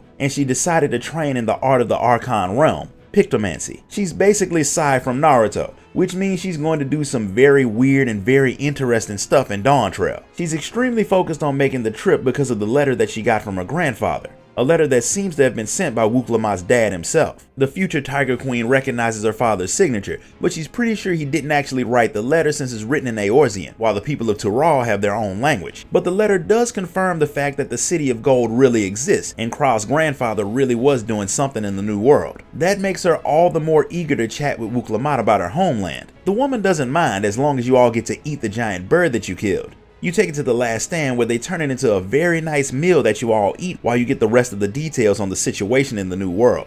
For the longest time, Taral was a place where a lot of different races lived, but they were anything but friendly. It wasn't until 80 years ago when the Dawn Servant unified all of the warring people and started the nation. Things have been peaceful since then, but Wuk-Lamat's dad is getting old and he's ready to pass on the throne to someone worthy. There are 4 people fighting for the spot, but Wuk-Lamat thinks one of them is too ambitious to be allowed to rule. The people of Taral heard about the fall of the Garlean Empire, and while most of the people were happy that the potential threat was gone, one man thinks the fall of the Garleans left an opening for him to lead his army on a mission to conquer the world. He dragged the nation back into war after everything her dad did to end it. She won't let that happen, and she needs you to help make sure that it doesn't. Since the leader of the new world has to deal with a lot of different races of people, getting outsiders to help is a part of the process to prove you're worthy to lead. Now that you know what she wants, Wuk-Lamat heads off to the Baldessian Annex to wait for you to make your decision. While you and G'raha are discussing the potential trip to the new world, the twins overhear you, so you let them know what you're working on. The whole thing intrigues them, and once they realize that there's no limit to how many people that Wuk-Lamat can bring, they head off to discuss whether or not they're going to tag along with you. G'raha is sure there's more to the story, but the only way you'll find out what it is by taking a trip to the other side of the world, something everyone knew you would do the minute you got asked. So you head off to tell Wuk-Lamat your answer, never noticing that Thancred had been listening to everything you and G'raha talked about. When you let the future Tiger Queen know your answer, the twins show up to say that they're coming too, because of course they are. Erenville told Wuk-Lamat about them too. Granted, he told her about them turning into frogs and following him around, which is not a story that Alice wanted to revisit. While Kral was excited to go at first, she's having second thoughts since she has so much work to do if she's going to get the students of Baldessian back on their feet. But since he's a good friend, G'raha decides to tell her he'll stay behind and man the fort while Kral goes on her trip, something she's very grateful for. With everything decided, you all get ready to set sail for the new world. But you're not the only ones going. Estinian has decided to explore a new place, and he's chosen to head to Taral completely unaware of the fact that you're going there. And Thancred and Urianger are going too, because someone sent them an invitation. Meaning we're about to have a very interesting and unique situation pop up in Dawntrail. We're going to have 3 groups of scions working against each other in a contest to determine who's going to rule the new world. This concludes the story of Endwalker. If you enjoyed this video, be sure to like it, comment, share it, and subscribe. Donate to the channel if you can, and I'll see you all next time.